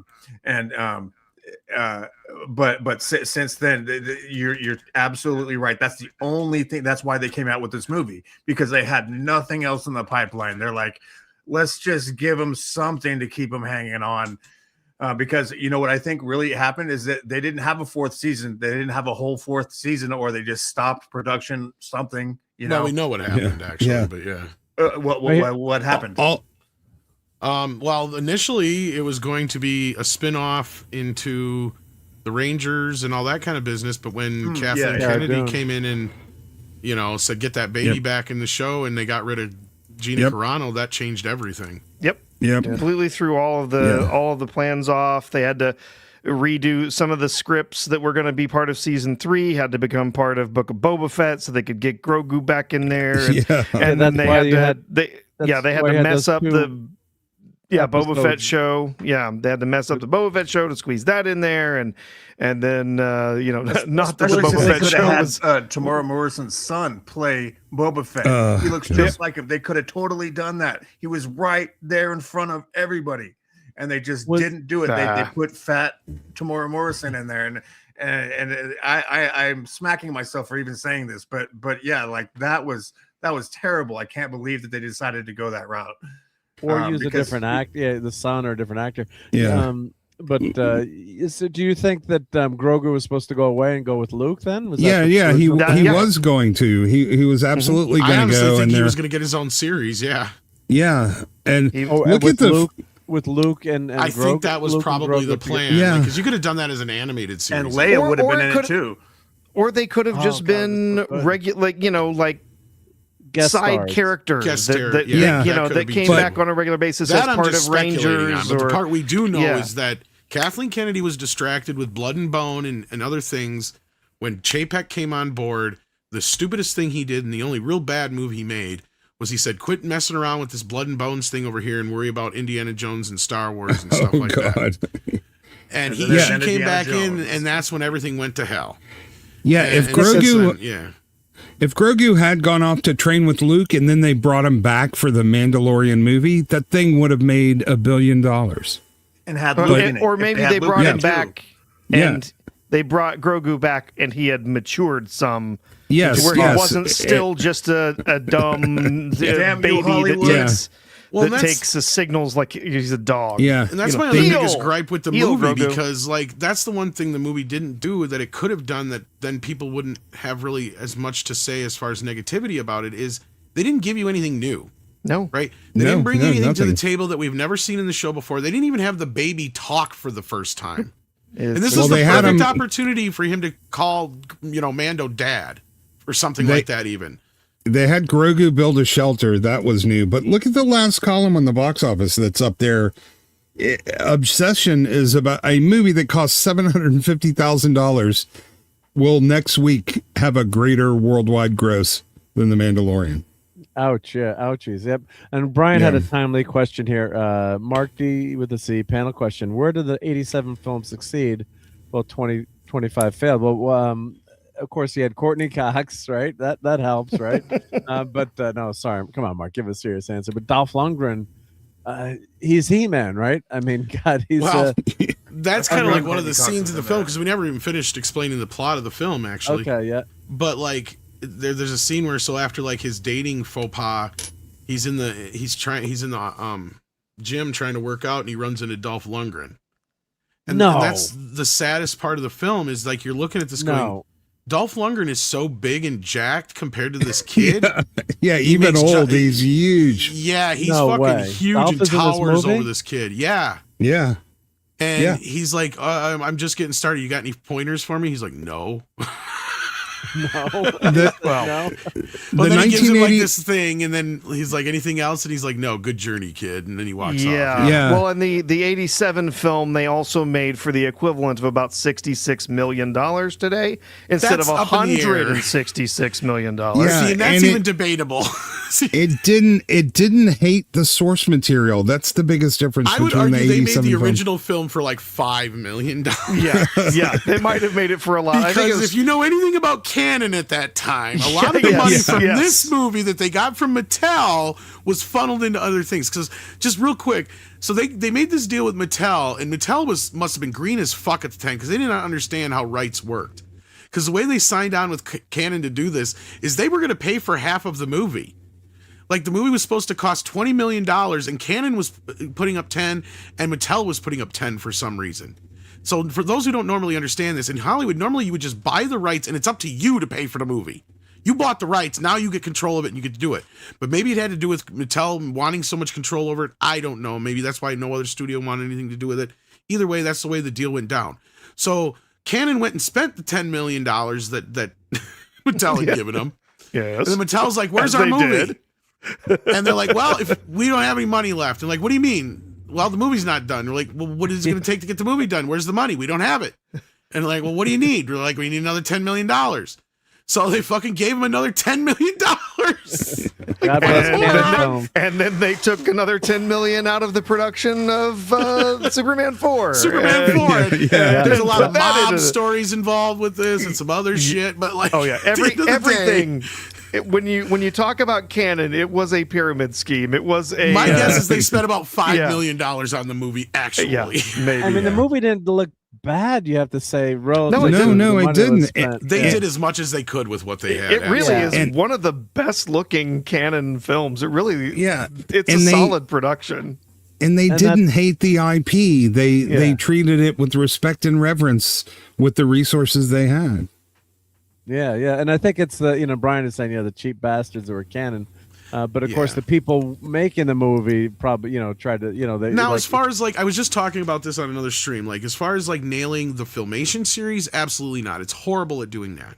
Yeah. But what it does do is it actually does a good job of the original Conan-esque He-Man version, where he just literally shows up as He-Man, because they don't mess around with the Atom stuff at all. You don't have Orko, you don't have Battle Cat for obvious reasons. But the movie itself is pretty much like any other Filmation episode would be. A lot of people say that Gwildor is the Orko stand-in, and I agree with them, right? I'm not disputing that. But he's also just like the characters that we'd come across in every one of the Filmation episodes where He-Man would meet somebody or Skeletor would want something from. Because that's pretty much every episode of Masters of the Universe, is you either meet a wizard, a dragon, a creature, a person that has some power, a gimmick, or MacGuffin that Skeletor wants his hands on, and the good guys just happen to know. So then He-Man's got to run in interference on. And that's really what the whole movie is, right? Man, he looks like an action figure. Gwildor has this key that Skeletor wants to get his hands on, and He-Man's the only one who can stand between the two of them, right? Like, that's pretty much the movie. And this movie, though, the newer one, it's more about He-Man finding himself when he's out of fish, story on Earth. Yeah, but then when he gets to the power was inside you all along. You were always the great. Yeah. But then to get back into the movie, so then when he finally gets back to Eternia, like I said, they get thrown in the dungeon and all this shit. But then Skeletor comes back after him because he wants the power sword, and then a bunch of action scenes ensue. Finally, he turns into He-Man at some point. I'm just busting. Which through He-Man as fast is as I more can. He-Man-y? Look, I'm going back and forth. Definitely Dolph Lundgren. Yeah. But here's one of the Yeah. points that like really action bothered me and it bothered some other fans is like, okay, so Skeletor's got him and Evelyn have got him in like a hold, like he's like, in stasis, like he's frozen, and he's trying to bust out of it. And he's basically threatening his father at the same time if he doesn't give him over the power sword. So then He-Man rages so fucking hard that he ends up accidentally killing kills his father. own dad. Yes. Yeah. No. Yes. Yeah, he kills his dad. He lashes out. He lashes out at Skeletor with his power, and the sword shoots out a blast. Which, by the way, I did giggle because when it does that, they used an '80s sound effect. Did you hear that when you were watching the movie? Yeah, I unfortunately couldn't appreciate so much of the isms as I wanted to. They did an 80s sound effect when he did the little laser blast thing. But yeah, it blows chunks of rock off the wall that crushes Dad. That's what's happened. And going back to what I was saying before is the dad and Man-at-Arms are just as toxic males as Skeletor. See, that's the thing that people are missing when they're saying that this movie isn't woke, right? So you basically have the two male figures that were supposed to build He-Man to begin with being treated as pieces of shit. And like I said, Teela is set up as basically the man that Man-at-Arms should be. So that's basically where we're at in this movie now. So then He-Man and Skeletor are going back and forth. He-Man finally gives over the power sword to Skeletor. And then we come to find out, of course, that the whole time he had the power himself. That's why it doesn't work for Skeletor. So then they have their final fucking battle. And at that point, everybody's fighting everybody. And then He-Man tries to enlist even though he rejected his HR skills before, he now tries to enlist them with the masters, which is hilarious because in this case, basically, we're to the left to understand that these guys have never worked together in their entire lives before. They've never worked as a team. They didn't survive as a team over the last 15 years. The Masters of the Universe have never worked as a team. Yep. Okay. Never. I'll say that I like, not Jared Leto, but I like his Skeletor better than the '87 Skeletor. Oh, I love Frank Langella's Skeletor. I'm sorry. Oh, Frank Langella's good. It's fine. I actually don't mind either of the performances, honestly. I wouldn't have minded it so much if it wasn't for the voice and the moments where he just breaks character and turns into a whiny little Daffy Duck. See, that's my problem. Yeah. And this is Tom Paris from Star Trek. Yeah. Robert Duncan McNeil. Yeah. God, he's so young there. Yeah, of course he'd say the same thing about me back then too. But, that looks just like you did back then. Yeah. And hail to Tom. And I've seen pictures, so that's pretty accurate. Yeah. Mark, I have a side-by-side avatar if you want to. Yeah, I don't know about that. Right? And I still got to give him credit for this fucking makeup back in '87. This was amazing makeup for '87. And I mean, yeah, he's got the leather bar version of He-Man there on the left, but Lundgren still can wear that shit and look manly. Yeah, he looks twice the size, man. He's gigantic. He's like busting out of his costume. He's not just big. He's ripped. He's ripped. That's the biggest he ever was, I think, too, at that time. Yeah. Oh, yeah, that's him. He's in his prime right there. And he looks like real, working man muscles as opposed to, like, he this made the guy mullet looks like work a gym motherfucker, queen. too. Like, that's the other thing. He did. They were smart enough to get rid of the Prince Valiant. They gave him a mullet.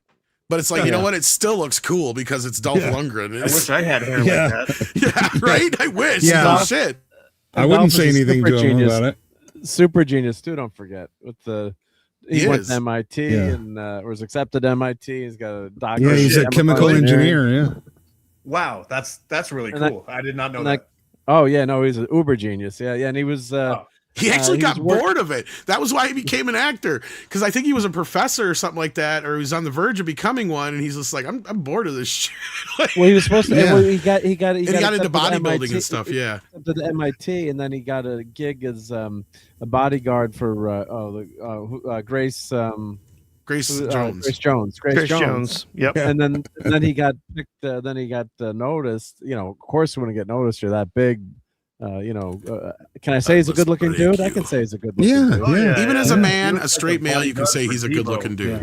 Yeah. So, other, new He-Man, he's in good shape. He's a fucking kid. Yeah, but it looks like a Bowflex Gym Queen kind of body. You know what's sad about this? He doesn't have the girth. But you know what's sad about this image right here? Other than the fact that I believe his abs are painted on that right there. It does look that kid is actually like almost 5 years older than Dolph Lundgren was when he played He-Man. Yeah. Yeah. Because Dolph Lundgren is like 26, 27 here. This kid is like 31. He's 31. Yeah. So, but and he's so tiny. And they do when he does transform into He-Man finally, he does grow some muscles, but you don't really notice because he's not any bigger than he was before. And this is where I feel like the movie fails. Supposed to grow? Is he supposed to grow muscles in the? Okay, so they're trying to emulate the Filmation series, But in the actuality of it all, yes, it's supposed to be more like a Hulk transformation because nobody really knows Adam and He-Man, and for good reason, because they don't look alike, they don't sound alike, they don't act alike. The only reason they looked alike in the old Filmation TV series and the toys was cost-cutting reasons, and that's it. Yep. Pure and simple. Because every other version since then has had Adam be this puny little scrawny kid. Basically, Captain America did this movie better.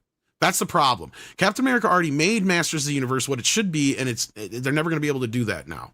Unfortunately, I guess, because this, like I was saying from the start, if you're going to have Adam be this puny little runty kid, you should have him be a hothead who doesn't have the power. And then once he gets the power, he has to learn how to control his anger.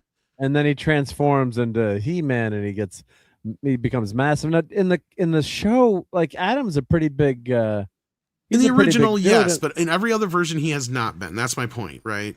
And the whole pink thing, like, let me address that real quick, because a lot of people point out, well, he's got to be gay because of the way he dresses. And my Star Trek people will know what I'm fucking talking about here, and I can't remember his name, but the head of animation over at Filmation at the time was fucking colorblind. And nobody said anything to him. And I am almost convinced that is why Adam has a pink fucking vest and purple pants and purple fucking... boots. You want to know why? Because if you go back and look at the original comic version, because they did have Adam in a DC comic, in a little mini comic once before. So it did originate actually with the toys, and he did look the same-ish, but he was dressed completely different. But for the same reason there, they wanted to be able to manufacture the toys cheaply.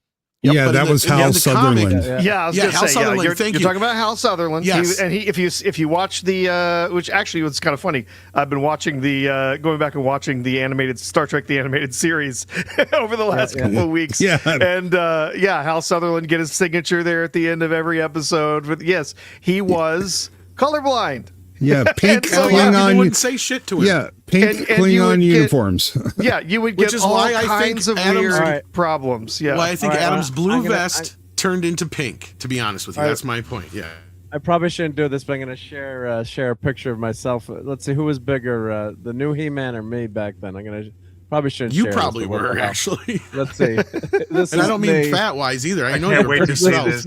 This was me. And, I gotta take that. Okay, ladies, hold on to your panties real quick. Well, jeez, Yeah, bullshit. Look at that guy. No shit. That's like I said, ladies, hold on to your panties. That's really you, That's Mark? me back in high school. We know why the missus married you now. I was a little bit big. I'm not, not. She saw these pictures though. Look at those tree trunk legs. And he's sitting there chopping down a fucking tree. And he's like, oh, I'm not that good. Like, fuck you, man. Look, you can play He-Man. Like, look at you. Well, it was nice to have hair. You look more like He-Man than this Nicholas kid does. Absolutely. Mark, I feel you, buddy. Especially in the legs. You didn't skip leg day like this kid did. Yeah. And the other thing is he was wearing copper glitter eyeshadow. They did everything they could to doll this guy up for the movie. I didn't even notice that. I thought you were going to make fun of my socks there when you said that. Look at my Look at those socks. Oh, we all no, wore those socks. That's 80s. That is 80s style, man, right there. We all wore those socks. I still have a drawer full of that shit. But yeah, man. If we could get away with that, we still would dress like that. Are you kidding? Hell yeah. Cutoffs too. Don't forget the cutoffs. Dude, not the cutoffs so much. I want to go back to wearing jams. That's what I'm. That was my. Well, thing. The fun thing about that too was, we all looked up to Dolph Lundgren and Stallone and Schwarzenegger. Then so we'd work out and like you looked up to those guys as like an idol, and you're like, oh, I get they wouldn't quit, right? So.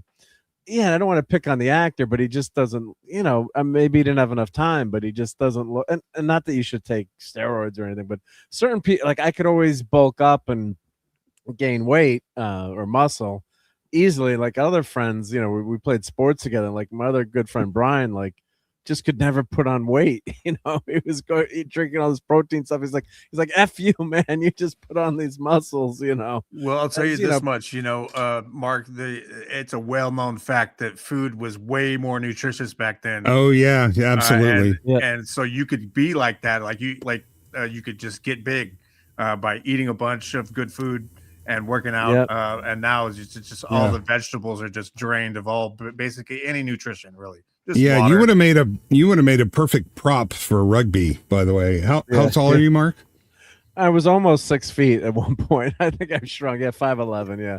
And thank Yeah, God man, George 'cause- yeah, I could have played him. Yeah. Yeah, those are the two big guys in the scrum that prop up the hooker. Yep, You yep. would have been a great I prop. played a little bit of rugby in college for okay. you know, for fun, just like the club sports. Cool. And then I'm like, then I played it for like a little bit, Yep. but I'm like, then I just decided I'm just gonna go drink the beers after the game because Yep.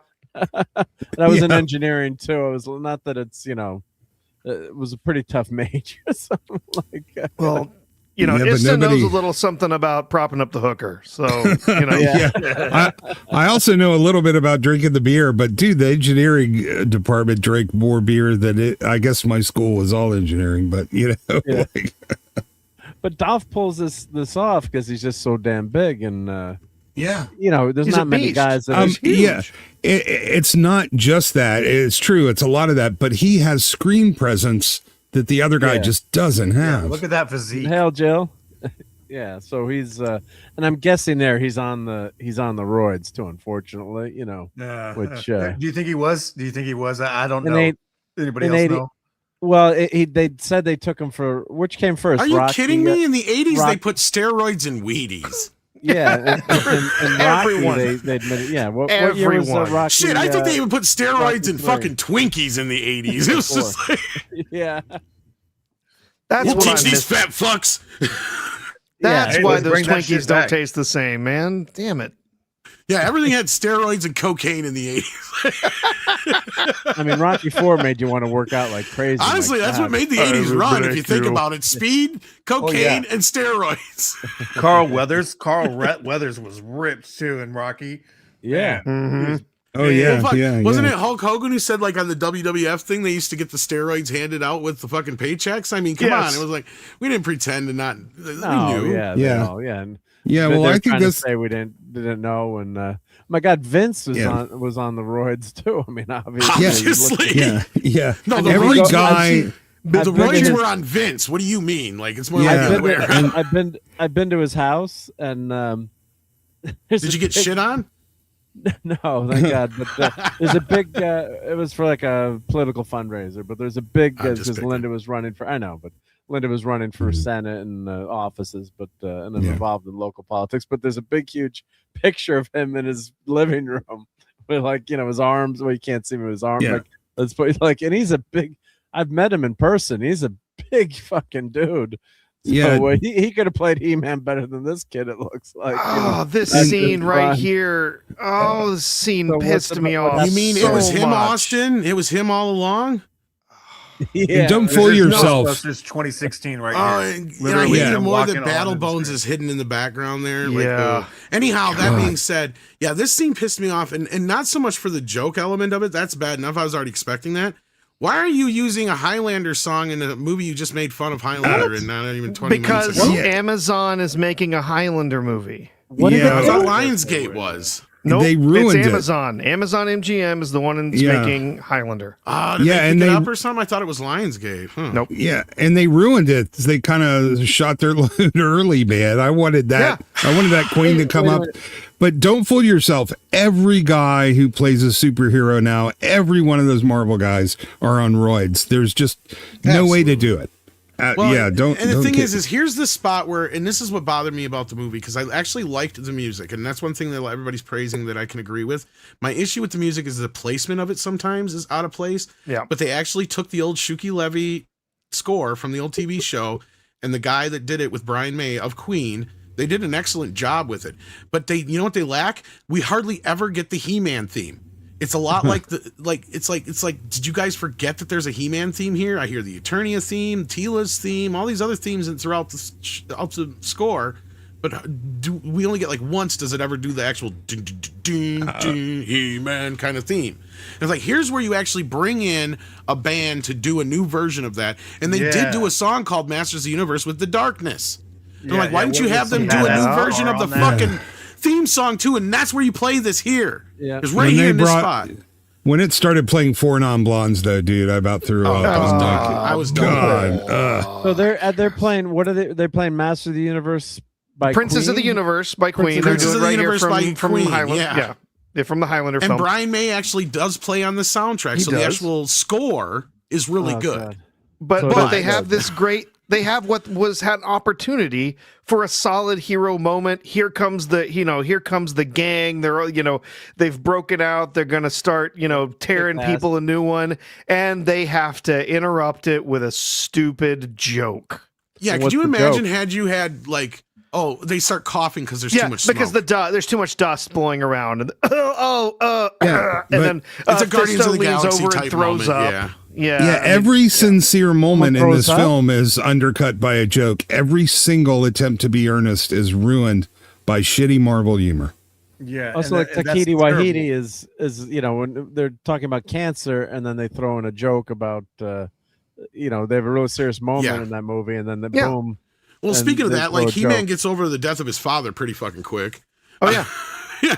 So I was gonna say that. So what the problem with this, with all those jokes that ruin the moment is that tears any rewatchability out of it. You can't rewatch it in a good way and be like, oh, okay, like this time it's gonna be better. Maybe I missed something, or maybe I'll laugh this time. The jokes are so terrible that you're gonna cringe every single time it happens again. So it's not like you could have like it's good sense of humor. They're making fun of themselves too much here, and it's there's some. I think there's some of that where it's just it's just taking the mockery of the characters a little too far. That's the problem, but there's also just the very poorly done Joss Whedon humor. Where you know what, you can do that self-deprecating humor, you can do that kind of stuff, but when you put it in to a place where it doesn't belong, where you've got a moment that's working, it's a sincere moment, it's a emotional moment, something that's happening, and then you just throw that out the window with a dumb joke. Completely interrupting the flow of the scene, and not just jokes, but like very inappropriate jokes for a kid audience. If you're trying to take this to absolutely. Kids, there's like 3 Fisto jokes in it. Fisting jokes. We covered that. And stuff like that. So I saw you fist a goblin once. But that's not how you would say that. Yeah. It's funny out of context, but it wasn't the death of his father. It was he killed his father. He got over real quick. That too, Citizen 42 on Rumble. Both sides of it. They should have a rule in Hollywood. Yeah, where no writers can make a joke unless it's approved by an actual actively performing comedian. Yeah. So none of these jokes land. You're saying, Tom, right? And all these masters, they're all either race or gender swapped, and there's even people ignoring the fact that Roboto was gender swapped and Cyclo was gender swapped. Yes. Because for those who don't know, that bully of Adams, that's Cyclone. That's supposed to be Cyclone. That's supposed to be Cyclone. Yeah. I didn't realize that until I was doing something guy earlier, who spins around. Yeah. Because when I saw her spin around in the thing, I'm like, that's supposed to be Cyclone. Are you kidding me? You're talking about the scene where Fisto kills a guy and Ram Man kills 4 guys and she spins around and kills 2 dozen people. Let's get to the end of the film because, so then they come back and they charge in on the fucking palace to kill. They just kill people willy-nilly, all while at the same time He-Man's trying to like call back to his HR things going, we need to learn to talk to each other and communicate and not fight and punch and all this, like all while he's killing people, right? Like this is the thing. And then he tries to have this one-on-one with Skeletor, who Skeletor, of course, laughs in his fucking face and calls him anything but the F word, basically. And literally he comes on to him. Yeah, and he goes to the point where he's like ready to frickin' like drool all over him. He's like, those muscles and that sword swinging between your legs. Between those milky thighs. Yeah, those milky thighs. It's like, oh my God, dude, seriously. And then it's like Rocky Horror, which I love, but I don't want a Rocky Horror version of He-Man. None of this. No. Well, it's funny you say that because I haven't seen Legend in a long ass time, and Gary of Nerdrotic reminded me. He goes, "That's who basically Leto's emulating is Tim Curry from Legend." So it's funny that you mentioned Frankenfurter. That's a good movie. That's what I like that movie. Reminded me of. Yeah. But certain things fit during certain times. But this is pretty cool, though. Let me know what you guys think of this. So this is my 3D printed Castle Grayskull. Oh, very cool. Oh, I did in a multicolor version. Oh, it's rainbow. It's Castle gay. Grayskull. Rainbow It's Castle. super gay. Castle Gay Skull. Castle Gay It's Skull. Castle Gay Skull. But I think Now it looks sell those awesome. online. You can Okay, make a Mark, mint. it's fabulous. I love it. yeah, Or do you like you know But you Well, gotta they, sell them as better. Castle Gay Skull. they didn't have version. quite. They didn't have quite as many gay jokes as In the Gray did. I'll give them that. Yeah. That's the only. So I had a Gray- question. Here's So, a gray one. Yep. On There you Legend, go. was that Tim Curry? That was Tim Curry playing the devil in Legend? Yeah. The same Tim Curry that plays it. Yeah. Oh shit. Yeah, it's Tim Curry. Yep. Wow. Under I didn't- never- I 10,000 didn't pounds even of realize makeup. that. Under Yeah. a ton of absolute shit ton of makeup. Yes. but Is that yeah, even it's his Tim real Curry. chest in that movie? I don't think it is. I don't think so. Yeah, No, no. I think he's yeah. Wow, that's a cool fact, actually.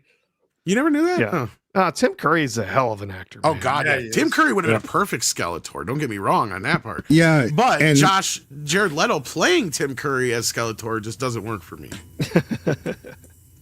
And yeah, Brian Eddie is Izzard asking- too. Yeah, They thoughts on- both went from drag queens to seriously good actors. Thoughts on Jared Leto's recent acting choices? Do you feel he's trying too hard when he plays these roles? Yep. Yeah, he is. I don't know what the fuck he was thinking here with this. I mean, he's just doing probably whatever the director told him to do for the most part, but a lot of the people that are praising his performance in this, I don't understand. I really don't. Yeah, I thought it was okay, but Yeah, It's I didn't okay mind at it best. so much. It's probably one of the best performances in the film. yeah, by comparison, it's good. But you hear for how I sure. say that? Like, yeah. Like kind of with a little inflection at the end. Yeah. I believe he's actually seen a couple episodes. Okay, I'll give him that much. I was gonna say Idris Elba will always be a Stringer Bell to me from The Wire. And then here's somebody who was Yeah. completely wasted in the movie. Alison Brie is a great actor. And she probably was wasted behind the scenes too, because she's like, "Why am I in this fucking movie?" I mean, I'm just wonder how many of the cast she banged because that was she's really well good known at for that. Yeah, she's what? Yes, she's well known for being promiscuous. Sleeping around with other Yeah. cast mates. Yes, Yeah, her- promiscuity. Although I Is guess that why she so is, many people wanted to be in the movie? Her nickname, as she describes it herself, was the copulation queen. Yeah. She's married. Who's she married to? Is she married or are they just together? She was with Franco. Yeah, James Franco. Yeah, didn't they do that movie where they Yeah. got stuck together and then they became one person? What was that called? Yeah, I don't think she's married to him though. Yeah. So, but it's a shame because of course, I always say I can't. I don't want to judge a movie until I've seen it, but I trust you. Yeah, she. I guess they got married in 2017, so I guess she is married. Okay. I guess they are married. Yep. I mean, I Mark, figured you it was might just one of be- those. I think you'd be one of the. Here's the thing. Here's me just speculating on how well I know you, what I feel like you would say about this film, because I know you're a little older than us, but I also know you at least respect the franchise. So I think you might have enjoyed the film, but I think you also would have been more than understanding and empathetic towards people like me and how I feel about it. See, and that's the only thing I give a shit about. I don't give a shit if people like the movies. That's the thing people misunderstand about me. I don't give a shit if you don't like the movie. Just don't make fun of me for not liking it and then try and sweep a bunch of shit underneath the rug and pretend it's not there. Okay? That's the part that bothers me. Yeah, and that's what they're doing. Yeah, because I've seen what the always bugs me ex- too, or the converse. Like if you like something, like I liked Mandalorian and Grogu, and and you did too, Tom, and other people did. I didn't think it was like the greatest thing in the world, but but yeah. you got to be able to enjoy what you. And there's a lot of quirky ass things that I like that I know that no one else likes. But there's plenty of terrible movies out there that I like and enjoy watching. Right?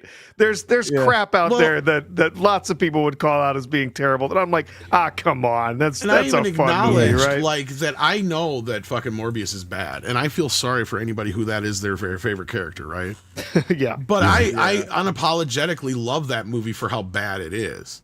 But I like it on a level of, Mystery Science Theater 3000 bad. Yes. See, that's the thing. Yeah. And that movie was actually trying. This movie is trying to be bad. And if this was just a Mel Brooks satire, I would be fine with it, because that's the problem. This has more in common with Spaceballs than it does with Masters of the Universe. Unfortunately, it's more of a satire of it. But this movie has exactly the same things that I've seen these people criticize in other movies, that for somehow they're giving it a pass now that it's He-Man, and I just don't understand. I just think they're not seeing it, or they're looking around it, or in denial. But this is what pisses me off, and that's what I'm getting at too, is like, I understand it's because they don't get it, right? It's not their franchise. And like I've said, even people that may have grown up with the series and the toys, I guarantee you if you ask most of them, it wasn't their favorite, and they thought it was kind of campy and goofy and stupid because it just wasn't what they were into, right? But I could say the same thing of like, I didn't really dig, Thundercats, because I thought that was goofy and stupid, right? But I don't say that because I know there's people that liked that, and there's a lot of similarities between that and things that I like. So I'm not going to sit there and shit on it. We have to fight for our franchises that we like. Yeah. But people are so dismissive of Motu, and they're giving this a pass because they don't give a shit. But if they had done the same exact thing to Doctor Who, Star Wars, Star Trek, which they have done, and you're 100% right, and that's where I see the hypocrisy. With the bullshit, if they keep putting bullshit out and we just accept it, they're just going to keep on giving it to us. Absolutely. The same bullshit, and they won't let up because they'll be like, oh, they like it. They like it. Well, it's not just that. It's just this. To me, it's almost like the audacity or the way that people are doing it right now with this movie specifically is how they're treating it. Like I said, it's almost like, did you forget why we're doing this? Like, can you not put yourself in the position of a He-Man fan for 2 seconds? Mm-hmm. Are you that stupid? Are you that, self-indulged that it would be a different story if it was Star Wars we were talking about. But now because, it's not somebody saying the same thing to you, you're fine with it. But to me, this is no different, like I said, than the same people used to come at us and say, oh, you like that Star Wars crap? That's nothing but stupid space wizards and laser swords. It's not serious. Stupid. That's why I'm showing these pictures. I guess no one can probably guess what TV show this is, right? I'm joking. $1 million in the chat if someone guesses what this show For is. some reason, it looks like Buck Rogers, but it's not Buck. It's a spoof of Dungeons and Dragons back then. It was one of my favorite things to watch. It only lasted 1 season, not that many episodes. I do own it. Oh, nice. And it's a spoof, but it's done. It's done as a total spoof of D&D, and adventure movies. Jeff Conway's in it. Let's see. I don't know if it's good. There we go. Wizards and Warriors. I remember that. So I'm wondering. Oh, yes. If this is anywhere, no, but no, it's not. It's not. Because at least Wizards and Warriors, kind of, from my memory, at least it was more of a. It still loved what it was, right? Yeah. But do you think was this what was He-Man or Masters of the Universe trying to do that? No, I don't. I don't think so. No, the problem you have here, and the problem you have here is that He-Man has the unique position of being memed. That's the only legacy it has, is it's been memed, made fun of in commercials, and the gay allegories, and the fact that he's been adopted by the gay community, and same thing with Skeletor. He's basically a catty bitch, is what they've turned him into. Like, that's the problem with this movie. This movie is a result of that. Unfortunately. Yeah, and Mark, the difference is that Wizards and Warriors made fun of the genre tropes. This movie didn't. Right. All it did was make fun of He-Man. And I do want to say, I wasn't a big Thundercats fan, but I love the Action Cats from Saturday Night Live. Does anybody remember that commercial? No, but I kind of have an idea what you did. Yes, I do remember. I've got. I have a ton of those. Actually, I bought a DVD years ago with a collection of like SNL 40 or 50 of those SNL commercials, and that's the Action Cats. Where you they have these cute cats, just cute little kittens. Cats. Cute little kittens wearing the Thundercats armor, crawling over. It was hilarious. So that's the thing, is even in the movie itself, it kind of shows you how it feels about the franchise, because as we were getting at before, so when Adam returns, the memories that he's been telling on Earth all this time is some scratchy memory from when he's a kid, and he's given all these people these fake names in his head, supposedly.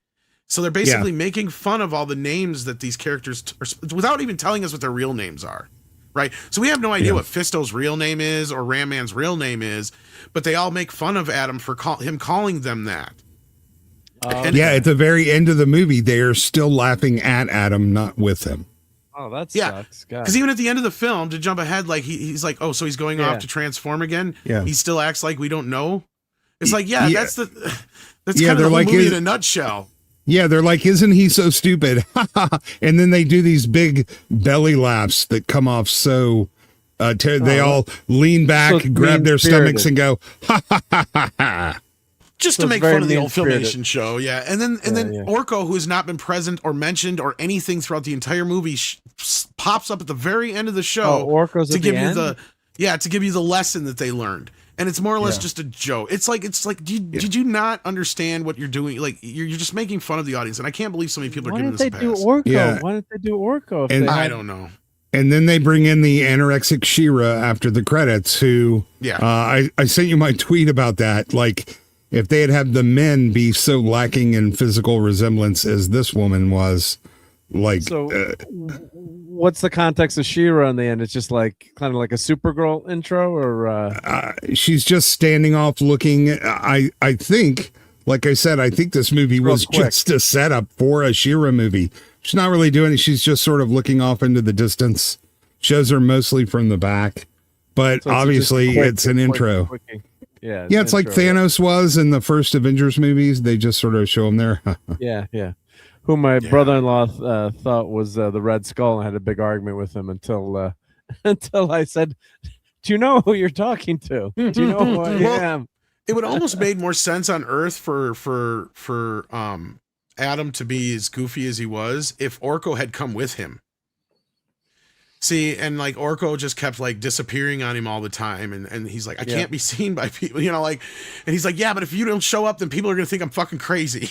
Like, that would have been kind of like, there you could have played with the humor. See, that's the thing that you're missing, is Orko is where a lot of the humor came out of, because 9 times out of 10, every time it would happen in every episode was Orko was up to something goofy, whether it was a new trick or a new contraption or whatever, and every single fucking time it would blow up in Man-at-Arms space. That's the gimmick. Yeah. It's like, I could have wrote this in my fucking sleep. How hard is this, you guys?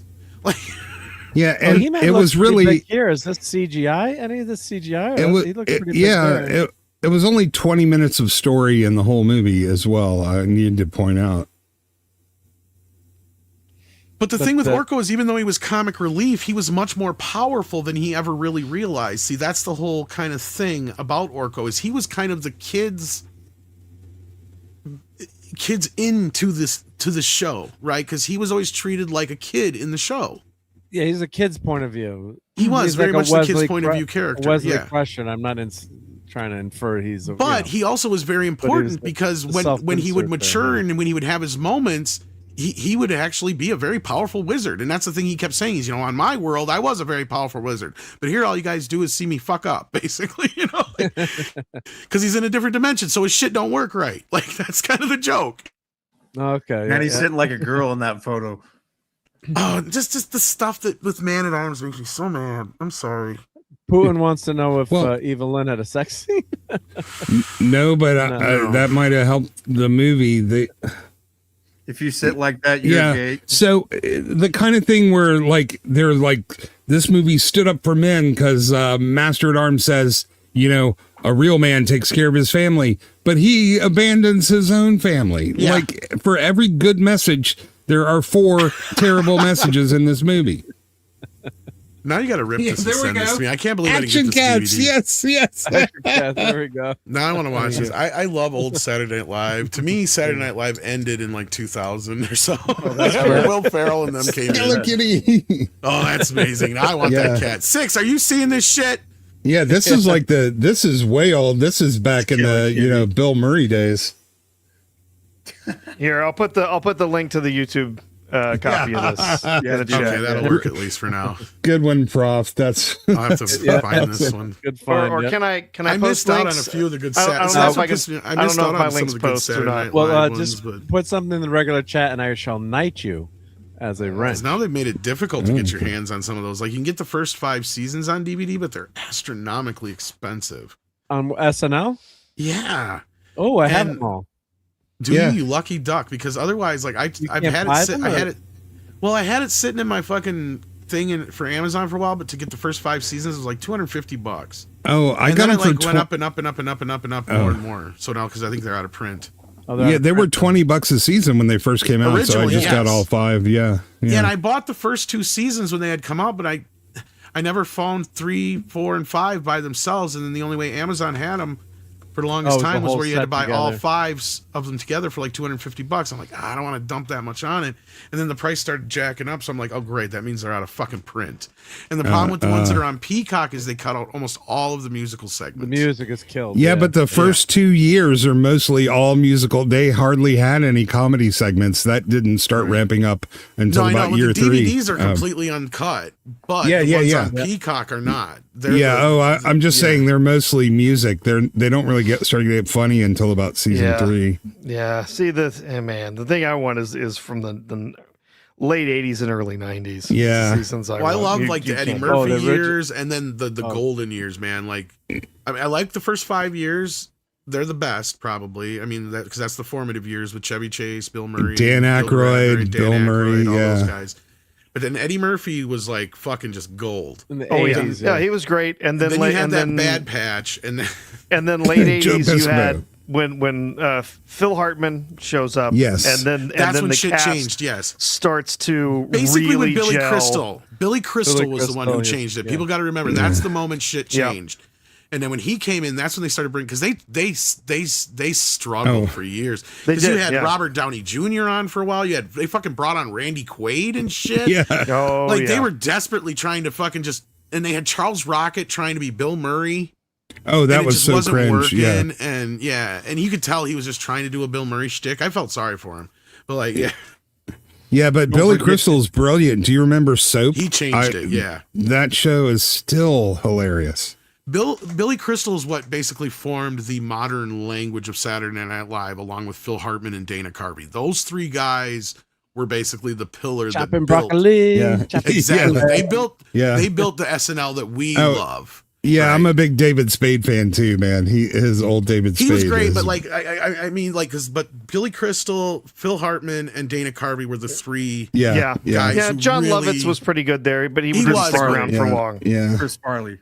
Yeah, do you remember the Anita Hill, Capitol Hill hearings? Well, Chris Farley came in a little later, along with Adam Sandler and some of those guys. But then that's the thing is, you had this just constant churn for a while there of just guys they were pumping out that were like just as good as the OG crew, right? Mm-hmm. You mentioned already David Spade and Chris Farley and all those guys and Adam Sandler and whatnot, but I mean, look at all the other pedigree that came out of there. I mean, the Damon Wayans even came out of there, and people forget about that. Chris Rock came out of there. And all those other guys that came out of there. The Chris Rock years were pretty good, but and then SNL became so damn political in the wrong way in terms of not being funny. Yeah. It's like they just were not funny. Yeah, they were very surface. Well, that's not. See, the thing is, they were pretty political in the 70s. They're always political, but they were funny though. They backed off a little bit during the Ford years, and then it came more surface level. And then I remember during the Reagan years, it wasn't so much like they would make a lot of jokes about Reagan being old. Yeah. But the gimmick they really did a lot of that I loved was they made fun of Reagan getting shot. Do you guys remember when they did Buckwheat has been shot? Buckwheat. Yeah. Oh my god. Have you seen the videotape? Oh, that's so good. And they made fun of everybody. Like I can still. So I mean, I'm old enough to watch all of. I can still hear Don Pardo going, "Lorraine Newman," like right. Yeah. But it was like Family Guy started out. Nobody was safe. They would make fun of everybody. And they don't do that anymore. To kind of bring it back to He-Man, the sad part is this movie feels like an SNL skit. That's the problem. And that's a shame. Especially when you get to this one part where Skeletor like somehow manages to get into Adam's head. And so like he's seeing things in Adam's head. It's like that's where we get this scene of Skeletor in the office and stuff. And I'm like, you just did this so you could make fun of the commercials and stuff that we've seen and some of the memes and stuff. Yeah, it's just more of that kind of crap. Oh, look, he's getting arrested here because he's got the big. Oh, and this scene was so cringe. This was awful. Yeah. So he's arrested here. What's with the sword? What's with the like sword, I said, man? They don't arrest anyone in New York City. No one gets arrested. Because like I said, instead of actually trying to buy the fucking statue of the sword, he just walks up and tries to steal the son of a bitch. Yeah. Technically, it's Oklahoma City, so yeah, people do still get arrested there. Yeah, and remember he's grab the sword. But to be fair, they don't even show up at the store. No, they come the next day. Yeah, they get him. He's a straight white man too, so of course they're going to arrest him. But this is what leads up to the first really excruciating girl boss scene, where he is cowering underneath a car like just a little bitch, and Tila is just kicking ass and taking names. Yeah, but so when they arrest him, though, they're like, "Oh, what's with the sword, Highlander?" And then the chick goes, "Yeah, what's with the sword, Highlander?" It's the Phobos. I had a question for you. You were saying about, she definitely needed to be cast as a voluptuous redheaded woman. Where is that festival where they have that the redheads every year? That's Ireland, the Redhead Fest. The redhead. Yeah, I don't understand. Yeah. I mean, they could have just went there one time and found like the perfect person. Look, she's a beautiful woman. I'm sure she's a fine actress, but I don't know why they did this. You're 100% right. You needed a very buxom type warrior goddess. Like, I mean, that's literally what he calls her, right? I mean, that's her name. I mean, which is a little weird since he only knew her when she was like 11. I know that's the other weird shit. But like, let's not. But that's all the inconsistencies throughout the film is like that the people on Eternia know colloquialisms, but then they don't understand what fisting means. Yes, and also the people on Eternia, except for Tila, don't age a day. Right? In 15 years. Yeah, that too. They all look exactly the same as they do in the opening scene when you come back to Eternia 15 years later. Well, she looks pretty cute, I gotta say. Again, it's nothing against the actress, so don't take it like I'm going at the actress but just, here. It's just kind of like you thought there could have been a little bit better casting in terms of. I mean, Tom, I sent you a mention at Mead, the 4K master, because I don't know what Twitter you use, of the actress who was actually playing She-Ra. If you think Tila is bad, check out She-Ra. She's like a skinny boy. She looks like Ariana Grande during the Wicked press tour. I mean, she could have played Skeletor. She's basically just a walking skeleton. Well, guys, we got to wrap this up soon. That's cool. Because I got to get back. Unfortunately, electrician's coming at 7:30, but I do have. It's my birthday coming up soon.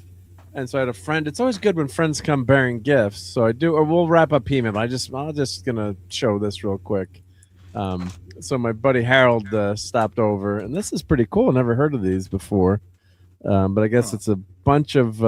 It's like a metal puzzle. This thing is freaking heavy. I could work out with this.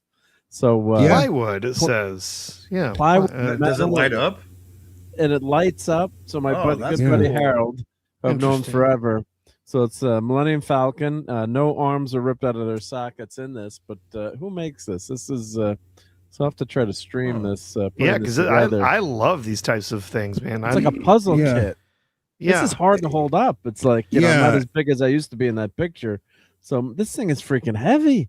I guess it's all wood. I guess it's wood. What's the brand of this? So the brand is it says Disney. Oh wait, it's Disney on there.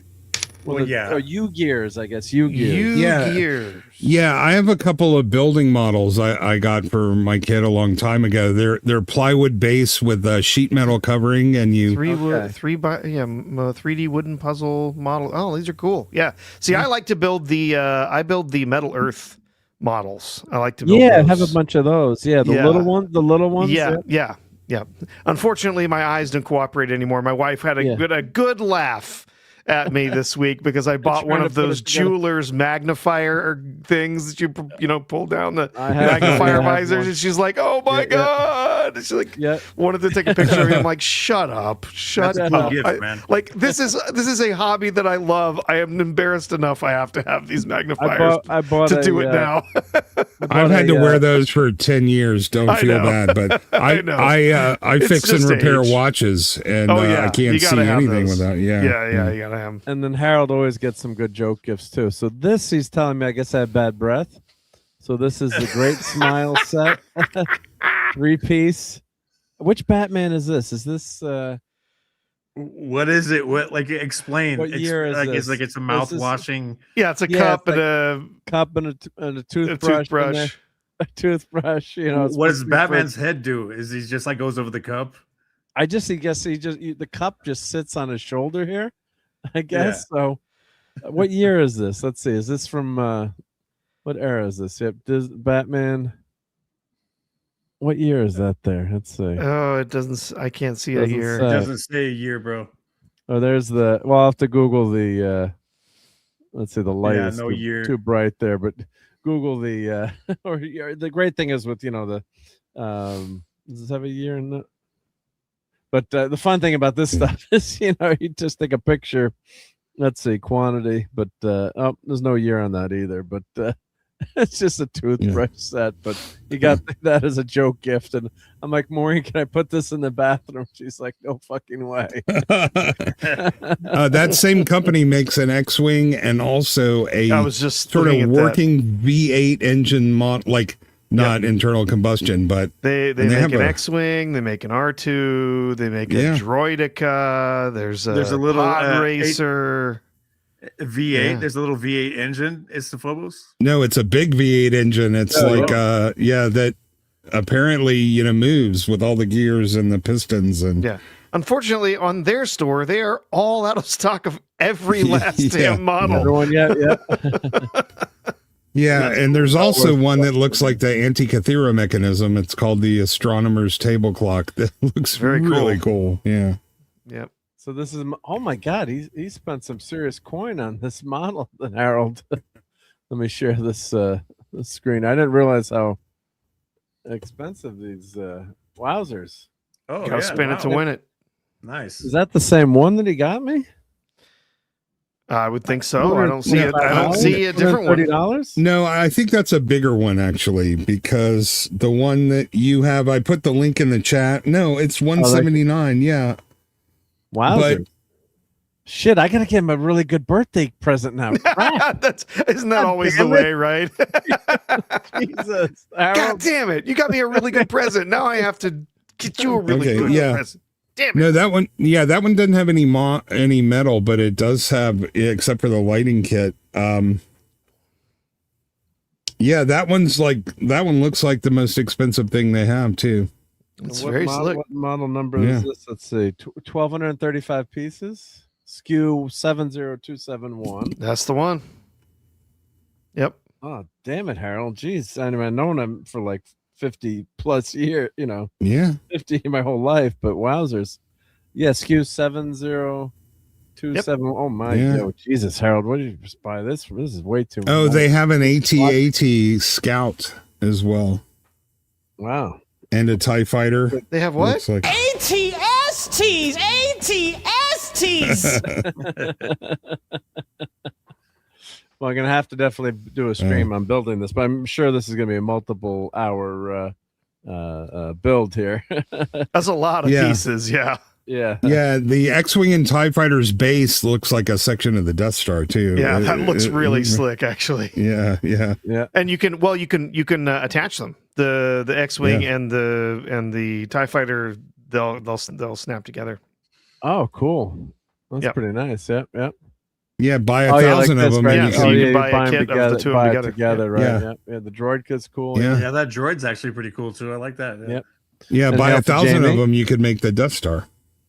Yeah. For $1,000. Is the Falcon faster than Enterprise? Enterprise is faster. Oh. Yeah. They've got a Hogwarts too. Yeah. All right. Good night. Tom has got to head out, so sorry to interrupt. But night, Tom. No big deal. Just I'd love to geek out some more, but Andre's awake and I'm way behind schedule, so I gotta run.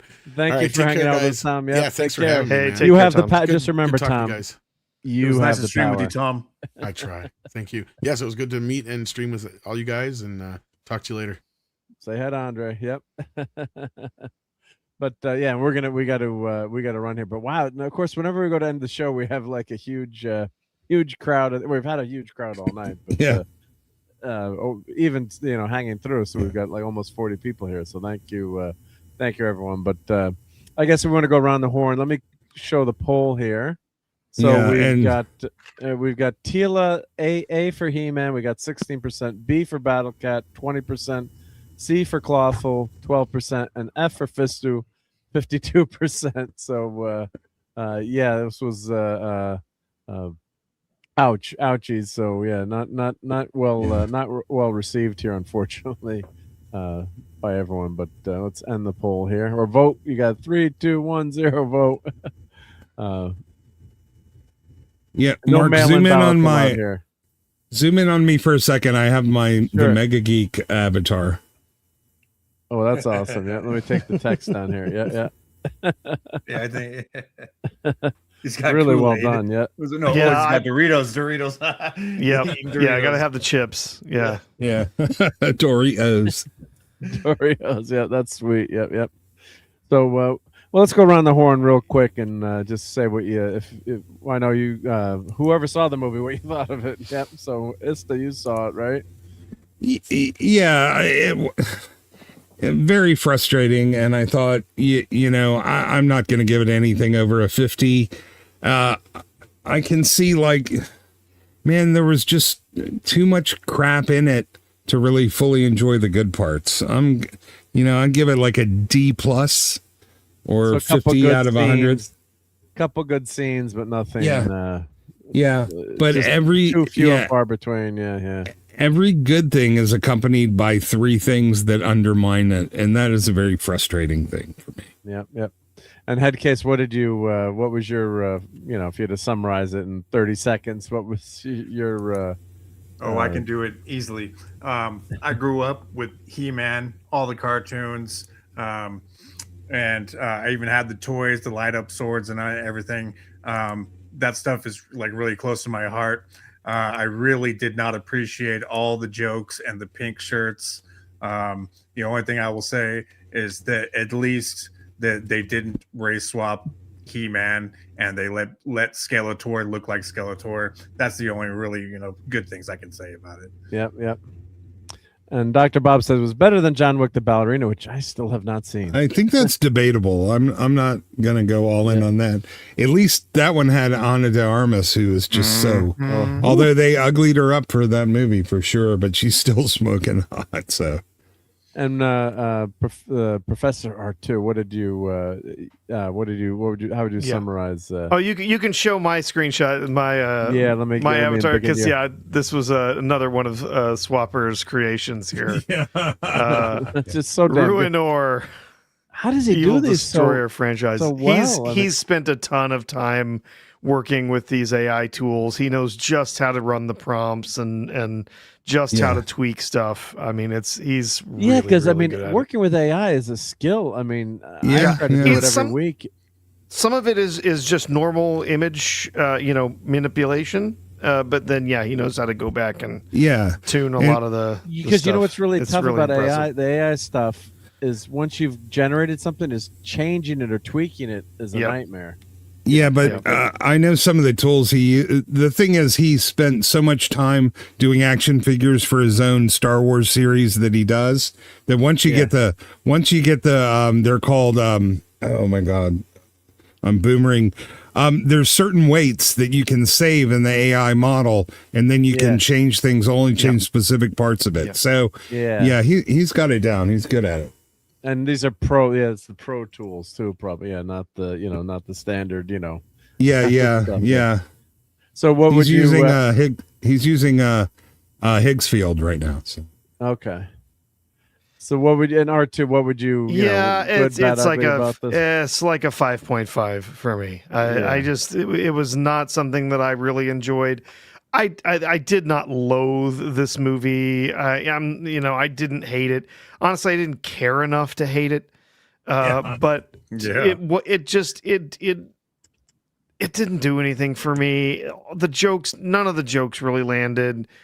There were so many other things about it that just bugged the hell out of me. It's just not the movie for me.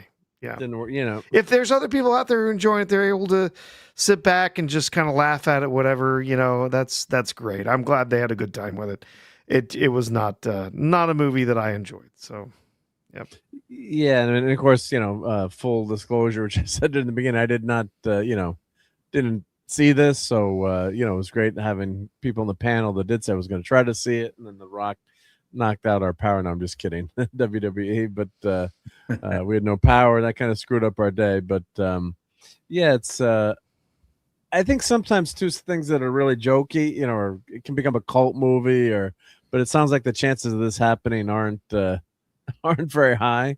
So and certain jokes land with certain people, and it sounds like what I've read, some people are enjoying this movie too. But I appreciate what you guys have been saying and what this been, Tom, that sentiment that it's messing up something that was really beloved to you, and it's kind of making a joke of itself, but not in a good way where it's self-aware but also respecting the material but throwing in some jokes as well. So because there was a lot of comedy in the He-Man cartoon. And you also have to realize that from the ratings, of the only people who've even bothered to go see this are the men that from 45 to 54. Like nobody else is even going. So it's only amongst hardcore fans to begin with that it's or people that know the property, it's getting the ratings it's getting.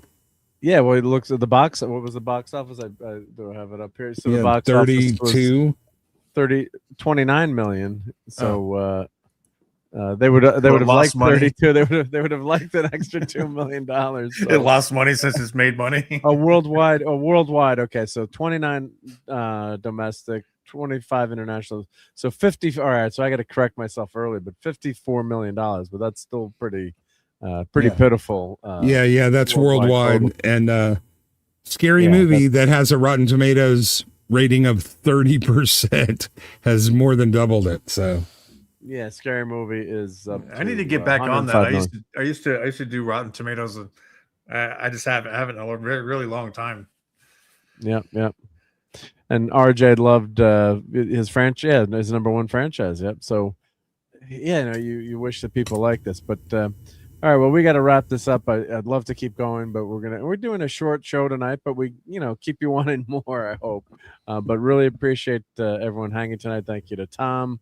Thank you to Dadman for being here, and of course, thank you to these great avatars, Phobos, Professor R2, and the Real Head Case.